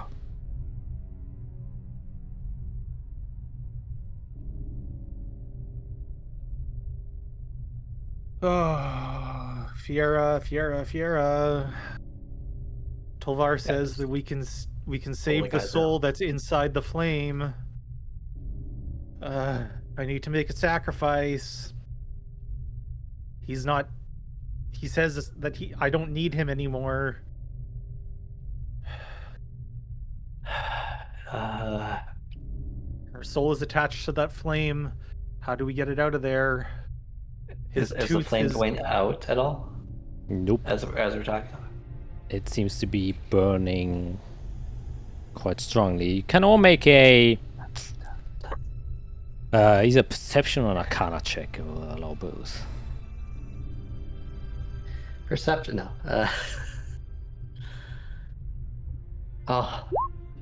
Oh my god. This is not the right Oh time. my god! What the fuck? Holy shit. Wow. Yeah, something I don't have a way to reroll. it's just not meant to be. And you just see the I'm just burning fire there and the dead body of your friend now lying outside of the circle. The people in the cages. We could use one of them. For what? Her soul is attached to this flame. It says sacrifice? Yes, but They don't have a life anymore. Azrael does. We can use two of them. I don't care. They're lost. They're done. Their lives are over. We can't help them, but I they don't could know help how her. much time we have. We have to get them into this room. What do we do? What do we do? Do I... Tolvar's connection to me is through this tooth. I don't know. Can we afford to lose him? He says that he's not needed anymore.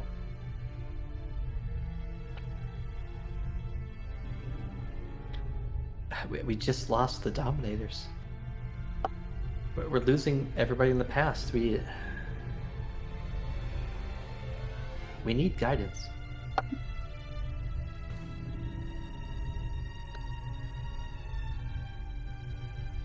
You hear in your head again, Eric. Do it! There is not much time. The soul of your friend is being infused.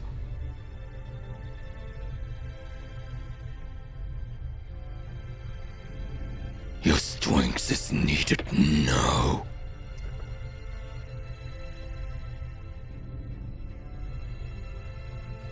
Is it me or is it the tooth? Throw the tooth in the brazier, and I will take care of the rest.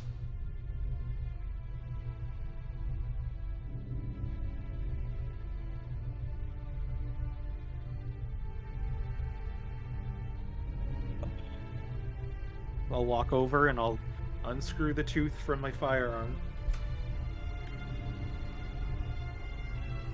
And I'll turn around and I'll look at Isorel. I'll close my eyes and I'll drop the tooth in. So you drop it in, you can see even before it hits the flame, kind of becomes temporarily a little bit ethereal and almost like falls into dust over the flame and kind of starts coating it. And you can see that as the dust kind of evaporates above it, you can see a large draconic claw just come down. And it seems to extend out from the hand that you put in front of it, as if it's like an ethereal apparition of your own hand. And it seems to like kind of grab the flame itself, make a intelligence saving throw with advantage, or no, actually no, an arcana for you. But also with advantage.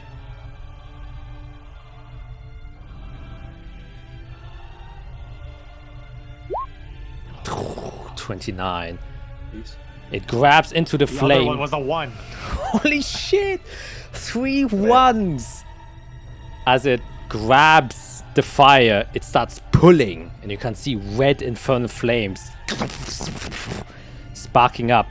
But instead, you can see this kind of purplish energy starting to come out, and very much to the how Isorel's annihilation fields manifests. It starts to kind of curl around the draconic ethereal arm that is pulling out of the flame, and you can still feel, Eirik, that something inside of you, presumably Tolva, is urging you to pull the soul straight out of this almost infernal flame that is currently keeping your soul captured here. And you can hear, and you get a brief, temporary mental connection with Isorel, and she is just screaming, as she is currently in eternal pain, as she is exposed to infernal fire. As you rip her out of her, and as you do so, the kind of purplish energy escapes from your kind of apparated draconic arm, which shortly after also dissolves, and the energy, now a loose soul flying around, goes to the closest body that it occupies and returns back into Isorel itself.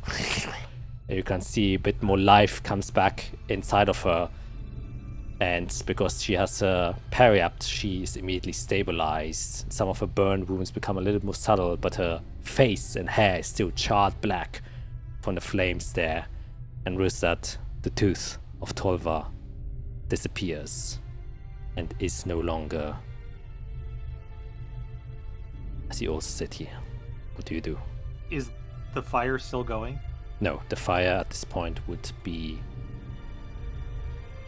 extinguished.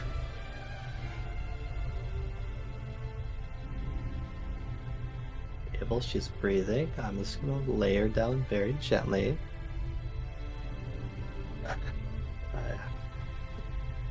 She's alive. I have work to do. I'm gonna look over. Oh god, I don't remember names. I put no notes today. Durlov, yes. I'm gonna check on Durlov and the other three and just see if they're changing. Are they all very dead? I assume they are, especially with the three flames. But we never saw anything for him. Is there anything left to do here? Is he savable?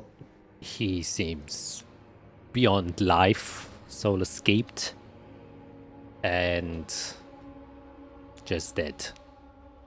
And the others are literally charred corpses, very similar to the corpses you see lying around here. Okay. I'm gonna. Oh, sorry, Matt. Go ahead. I got nothing. I'm going to. I'm looking down into the bowl, and is there like a reflection of myself in it, or is it like dirty and? It is rather dirty, but you can see a very clear, many different infernal runes carved inside of the bowl, very intricately. I'm gonna kick the bowl over, and I'm gonna turn around and walk towards Iserel. All right, the bowl is kind of stuck in place, but you still kick it. You hurt your foot a little bit, but Ow! doesn't seem to change much. Okay, I'll just walk over to her, and I bend down, and I grab both sides of her head, and I'll just pull them up towards me, and I'll kiss her on the forehead, and I'm gonna cast Cure Wounds at 3rd level. Nice.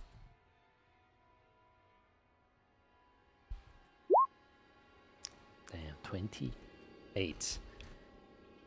Isorel, just a quick recap to what happened to you after you went kind of unconscious. Everything went black. Oh, you are muted. Oh, hold on. You said what, Greg? I was just asking if that. Do I double the dice there? Healing? No, that's already doubled. No, with... Yeah, it's with okay. potions. Yeah, sorry.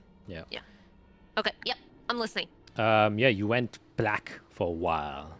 And for a moment, you did kind of feel as though your soul is being kind of, torn apart.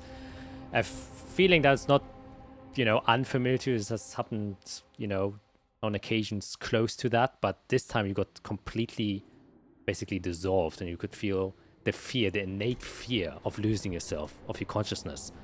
But before the brink of where you felt like you would be completely taken away, you suddenly feel this extremely strong, searing pain that you've never felt in your life before. And that was the only thing that you was able to feel. Your consciousness was kept alive by one singular feeling, and that was pain. As your soul got raptured and captured, and you could hear screaming, screeching, the cries of infinite amount of people in perpetual torment, and you were one of the infinite souls trapped inside there. The only thing you could feel was this burning sensation. And for you, like 10 minutes elapsed in this state where you were just crying out the entire time. And the only consciousness and awareness you had was this feeling of pain. Not even your memories could save you until you were freed finally by a kiss on the forehead as life is brought back to you. And you wake up, but you can still see, and you all now see as Isor's conscious entire body is shivering. And you take 2 points of exhaustion because you've experienced death in an infernal way. Okay. This... 2 points of exhaustion. I am exhausted, level 2.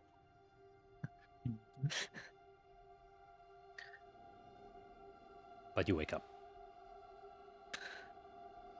And I just grab Eirik by the neck and I just pull him down in a tight hug.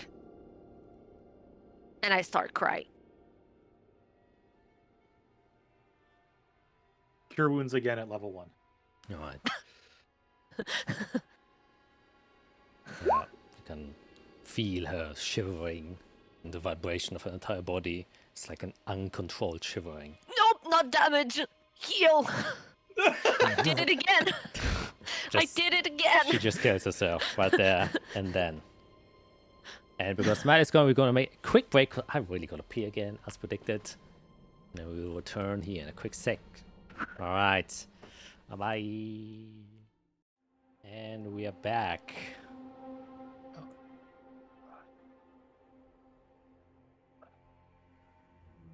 Okay. Can you? I thought I was, you two- yeah, I thought I was gonna just start screaming. We have to let someone know. We need to bring the guards here.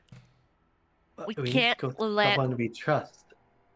But we can't let Durlov die alone like this. also, you need rest. I think you and Eric stay here, and I go get help. I'm okay with it, and I'll back down. Irik's And Eric, crying. you watch over her.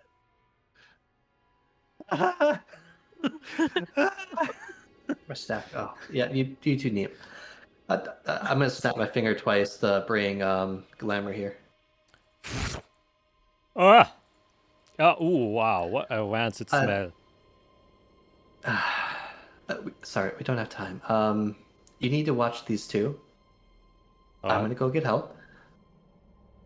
Just watch the passageways. Yeah, they need to rest. Alright. I can do that. Okay, good. Sits down. Looks back. Yep, and I'm just gonna go. I'm gonna go the way we came in. Alright, where are you going? I thought I was gonna curl up in the ball on the floor. Next to Eirik, also in a ball on the floor. That's about right. I'm gonna go see those people in the cells first, and see the state they're in. Yeah, make a medicine check. That seemed to be on. I don't have wisdom, Jack. Hey, man. Oh, unless I roll well, then I do. Oh, wow. Yeah, 16. Are they beyond help? No, definitely not. They just seem to be heavily physically injured, and you now notice that, some of them, let out cries and stuff like that, and some mumble. That's when you realize that their tongues have been cut off. That's why they can't speak. Oh. It's a repeat of campaign 1 here. But yeah, it seems to only have been physical damage to ensure that they don't escape. So definitely with physical means they can be healed. Obviously, I don't know. some greater magics are required to, bring their tongues back and stuff like that. But That means I gotta make friends. Wonderful. Okay. Before I guess I'll start making my way out. I'm gonna go back to the mansion if I can. you can, and you walk all the way back out the basement, come, and you have to push the cupboard again, which opens itself Take a passway. up for you, and you're inside of the empty mansion. I'll try to find the woman that was in the room. Kind of like peek in on her. See if anything has changed. I will try to stealth to do that. I don't want to alarm her. Why do I plus? Oh, I don't have slot trace. Let me get rid of that.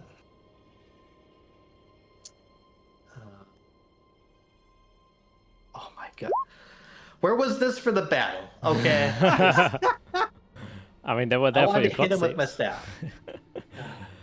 Yeah, you look around, and as you're stealthily going through the entire mansion, you go to the room where you first hear the commotion of where you suspected someone to be. As you go inside of there, you see what looks to be a maid, but they're currently lying unconscious on the floor. Breathing. I'm gonna go check. Yeah, it's clear enough. She is breathing. You can make an investigation check. Okay, I got stuff on this. Investigation. Pat. 21. 21. And as you kind of just looking, checking her pulse, as you kind of, she has like this kind of up collar from her dress. As you pull that aside, you can very clearly see an infernal rune carved inside of her neck, which is now not active anymore. But other than that, she seems to be fine.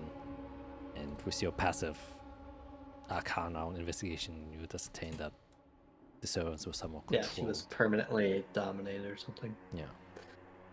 Okay, if she's alive, breathing, wonderful. I don't want to copy that down. I'm not that kind of person. Okay, I'm gonna go to the front door, and I assume I can leave without triggering anything. I would hope. There's no. I mean, do I put the key on the inside the door? That seems silly. Whatever you should do. Oh, God, I'm so tired. I don't have any spell slots, so.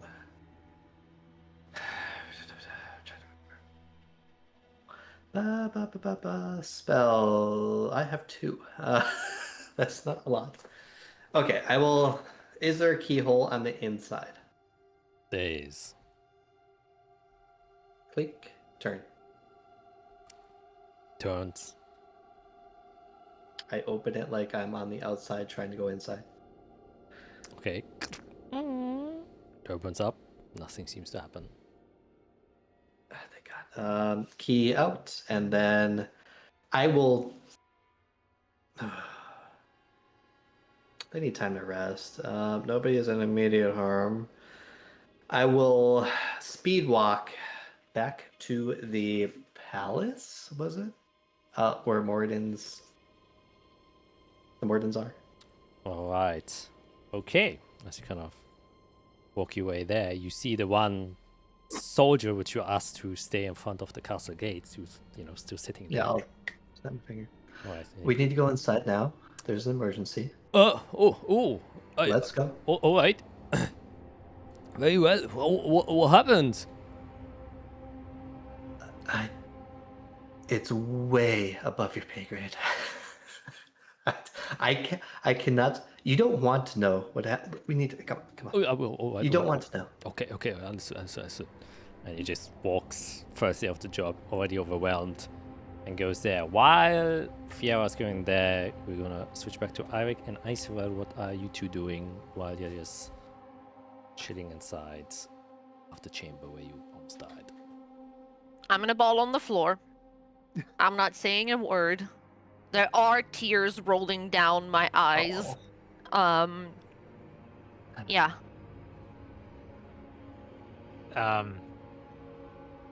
I'm going to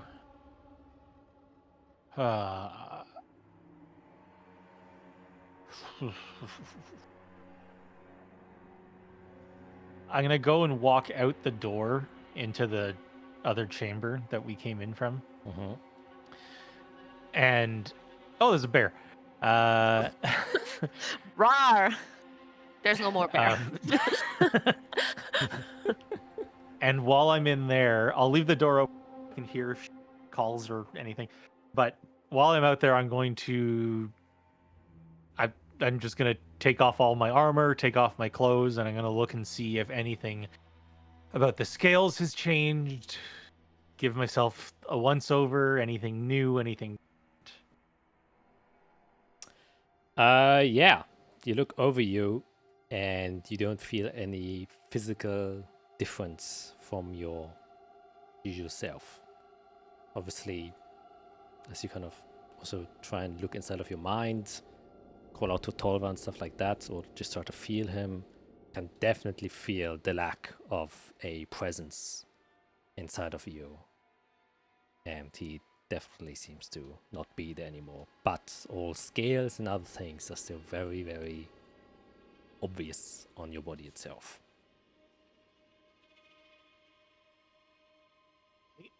I'll get dressed again, and I'm going to examine my firearm. And I'm just going to pick a spot on the wall and try to cast Firebolt. All right, yeah, you do that, and a fireball flies out, and you do notice that it is a bit weaker than it usually is. However, you can still feel like you were still in your architect form, and that remained. It didn't disappear when Torva disappeared. So basically for you now, mechanically speaking, you don't have the tooth anymore, so you have to get rid of that, but you keep the Architect of Fire feature. That is now permanently ingrained into you. And additionally, one thing that is also modified is when you do your activated, you can choose to have people not do or be affected by the fires that come out of you. Handy. Sick.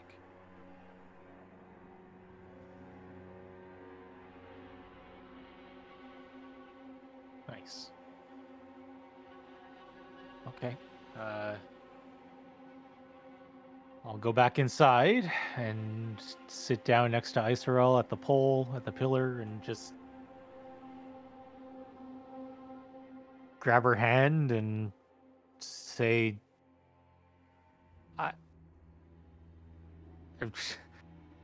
I'm glad you're not gone. You muted. I'm still in my ball holding his hand, and I'm like, fuck you. What do you mean, fuck me? Fuck you! What? Glamour looks back confused.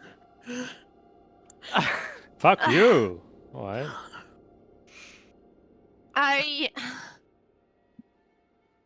That hurt like a motherfucker. Yeah, because I wanted that to happen.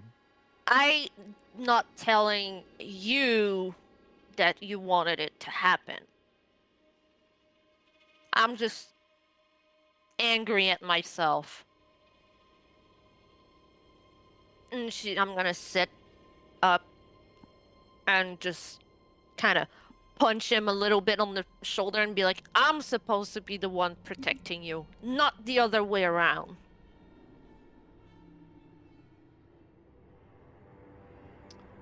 Well, it's And then I'll too put late my for head that on his now, isn't it? shoulder. Put my head on his shoulder and be like, thank you.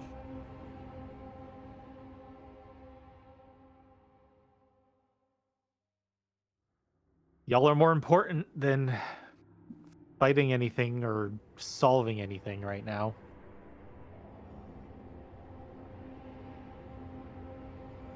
There's so much more to learn and explore and see and find out. Yeah, the stuff that we might uncover is crazy, but We we can't all need each other. do anything without each other.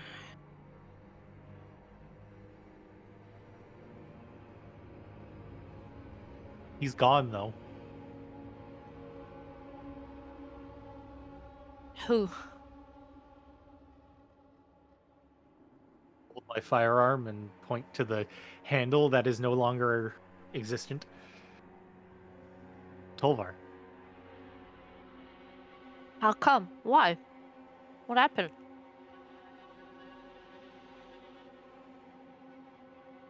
He told me that I didn't need him anymore, and that the sacrifice to save you was getting rid of him. I'll kind of push him around a little bit jokingly and be like, you never needed him anyways. You're better than that. No, I know I didn't need him. It was just something that happened. I was fine before.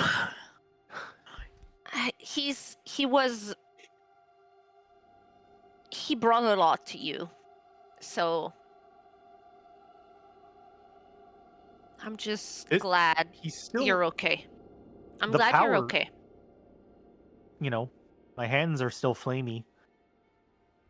I still have what he gave me, but some of his extra power is not here anymore.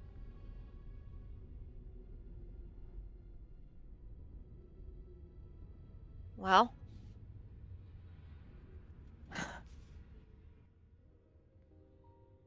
I'm just glad you're okay.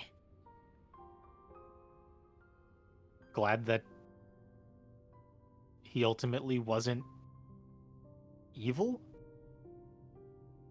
Even though there was at no point in time anything that he did to me that should make me think he was evil, I was just not concerned. I wasn't convinced that he wasn't evil.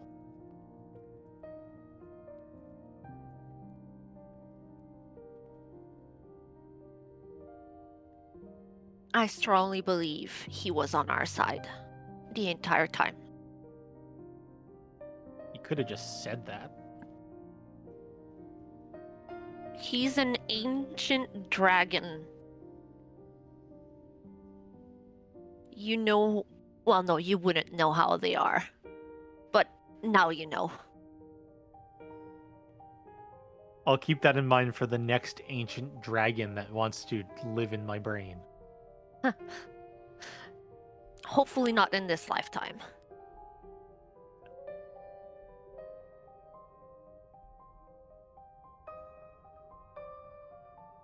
And I'll look over at Durlov.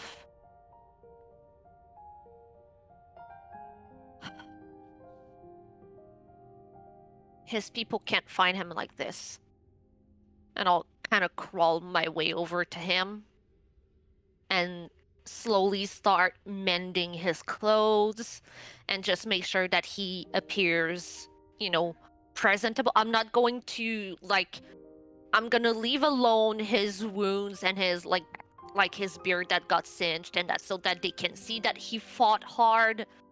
But I'm going to make sure that he is a Lionheart through and through, and that they can see his, at least the lion shine, and trying to make him a little bit more presentable for his people. And then at the same time, with some druid craft, I'm going to start putting in some of the flowers that I've seen in shops and stuff since we've been here that seem to be of certain value to Colas, and just start laying them around him and just trying to, try to make this, even if it's a horrible, horrible place, at least make a little bit of a shrine to him. Yeah. While we wait. You do a pretty good job as time passes and you mend things one after another, trying to put his armor back to shape the way it was before. And indeed, the Iron Lionhearts have a very splendid armor, which in fact I can show you now. I think I never showed you guys what they actually look like. No. Oh, did they get a picture? Well, that's the Iron Lionhearts. Oh my god. Oh, yeah. Wow. That's what they look like. That is a dwarf. Wow. Yeah. And as I would still where we see that there were either slashes or dents or stuff, I would let it be so that they can see that he battled and that he fought, so that they can be proud of him, because I know dwarves are very prideful people. But I would make it shine a little bit and just make sure that he's presentable to his people. And you do that. He obviously doesn't wear the helm. He didn't have the helm in combat, and said it's just his face, his very old, grizzled, dwarven face that has already seen a bunch of combat. But this definitely was the hardest he yet had to fought, and you just remake his armor with only, as you said, the tad bits reshaped to showcase his valiant fought battle. And he lays there, and you create this small, minor sanctuary in this place of complete despair and disaster. And that comes also you just, focusing your mind on something else, and you can feel yourself relax, but the shivering subsides a little bit as you, concentrate on something different and let your mind go to a more safer place, as you're still a bit traumatized from the things you experienced. And with you and Ivik in this room, creating this small grave, and Fiera running towards the palace to try and find any aid they can, that is where we're going to end today's episode. One that could have ended really tragic. Oh yeah. Yeah. As they're all being bound to the hells.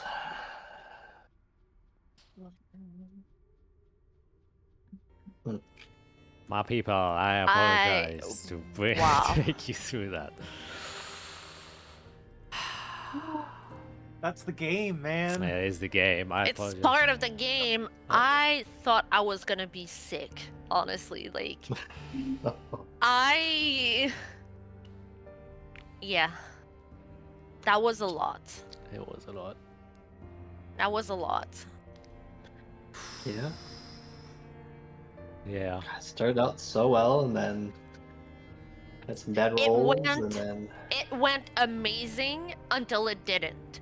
Like, it was going great. Mhm. It was going much better than it could have. And then it just turned in one turn. Yeah, that's And everything went to shit. usually That's how the nature of D&D. Yeah. it's the nature of fighting against a spellcaster. One spell can change everything. Yeah. And creating Yeah. invisibility. I entered that battle with 30 HP. oh jeez. Okay. Yes. Bold choice. You did get knocked out Yes. turn one. I got up again. I found my way up to 81, back to 81 HP out of 94 to go all the way back down to dead. Yeah. That was Firestorm. that was a got me down roller to coaster. 2. Oh wow. 2 HP as well. Damn. Yeah. Yeah. Yeah, lots of regret not getting the blood attuned for that. Feels bad. Yeah, that was a interesting fight against a caster. I know. We We don't don't was usually so- settle. fight he's like so- pure casters. He was so petty. Yeah. Yeah. Like, we didn't do Well, I anything mean, to harm yeah. him at the beginning. I simply vortex warped him away so that nothing bad would continue to happen. And he's like, "Oh my Yeah. god, you attacked me." I mean, he wanted to Just works talk. He said, if you want to attack, you can attack. I'm Yeah. pretty sure you guys initiated the combat, so... Oh, Isarel 100%. And Yeah. it's all Isarel's fault. She paid the price. But yeah, that fight Well, is yeah. going. It was him dominating me first. Like, Yep. we didn't Yeah. try to attack him right away. He chose Mm-hmm. to dominate us, or dominate me, Hmm. which turned you guys against Dominating him. person, a friend, is it's a little aggressive. The thing is, what he didn't know is that he dominated one of the most important people in Isarel's life, and that made her tilt. Hmm. Yeah. Trying to turn one of the most important people in Isarel's life against her, that made her tilt. Yeah. I mean, at the end of the day, he was a devil, so obviously Yeah. things Yeah. more Yeah, extreme. That was going Oh, through my yeah. head the entire time. No matter what Oh, yeah, might happen, it's, I mean- we're gonna buy. Pushing buttons and trying to ha ha ha Yes. he he he, trying to get you to react, and he got a That's part of it. reaction, all right. Yeah. Yeah, that's how it goes. Man. But victorious nonetheless. Azrael's for death. Yeah. Mhm. Unfortunately, not being able to serve Durlov, which was a. He failed his one save, and when he got attacked, he died. So I figured. yeah, that was a risky move. Yeah. But obviously, can't predict that. So we'll Yeah. see. Find someone to use animate corpse on him, and I'll speak with Dad. Yeah. I still have a few things I can try to do and help him out. Yeah. Not today though. Yeah. Yeah, that's it. Not today. Not today. Yeah, so we'll see what we'll do next week. And yeah, this shitfest of a show is gonna continue. See you guys next week. Bye.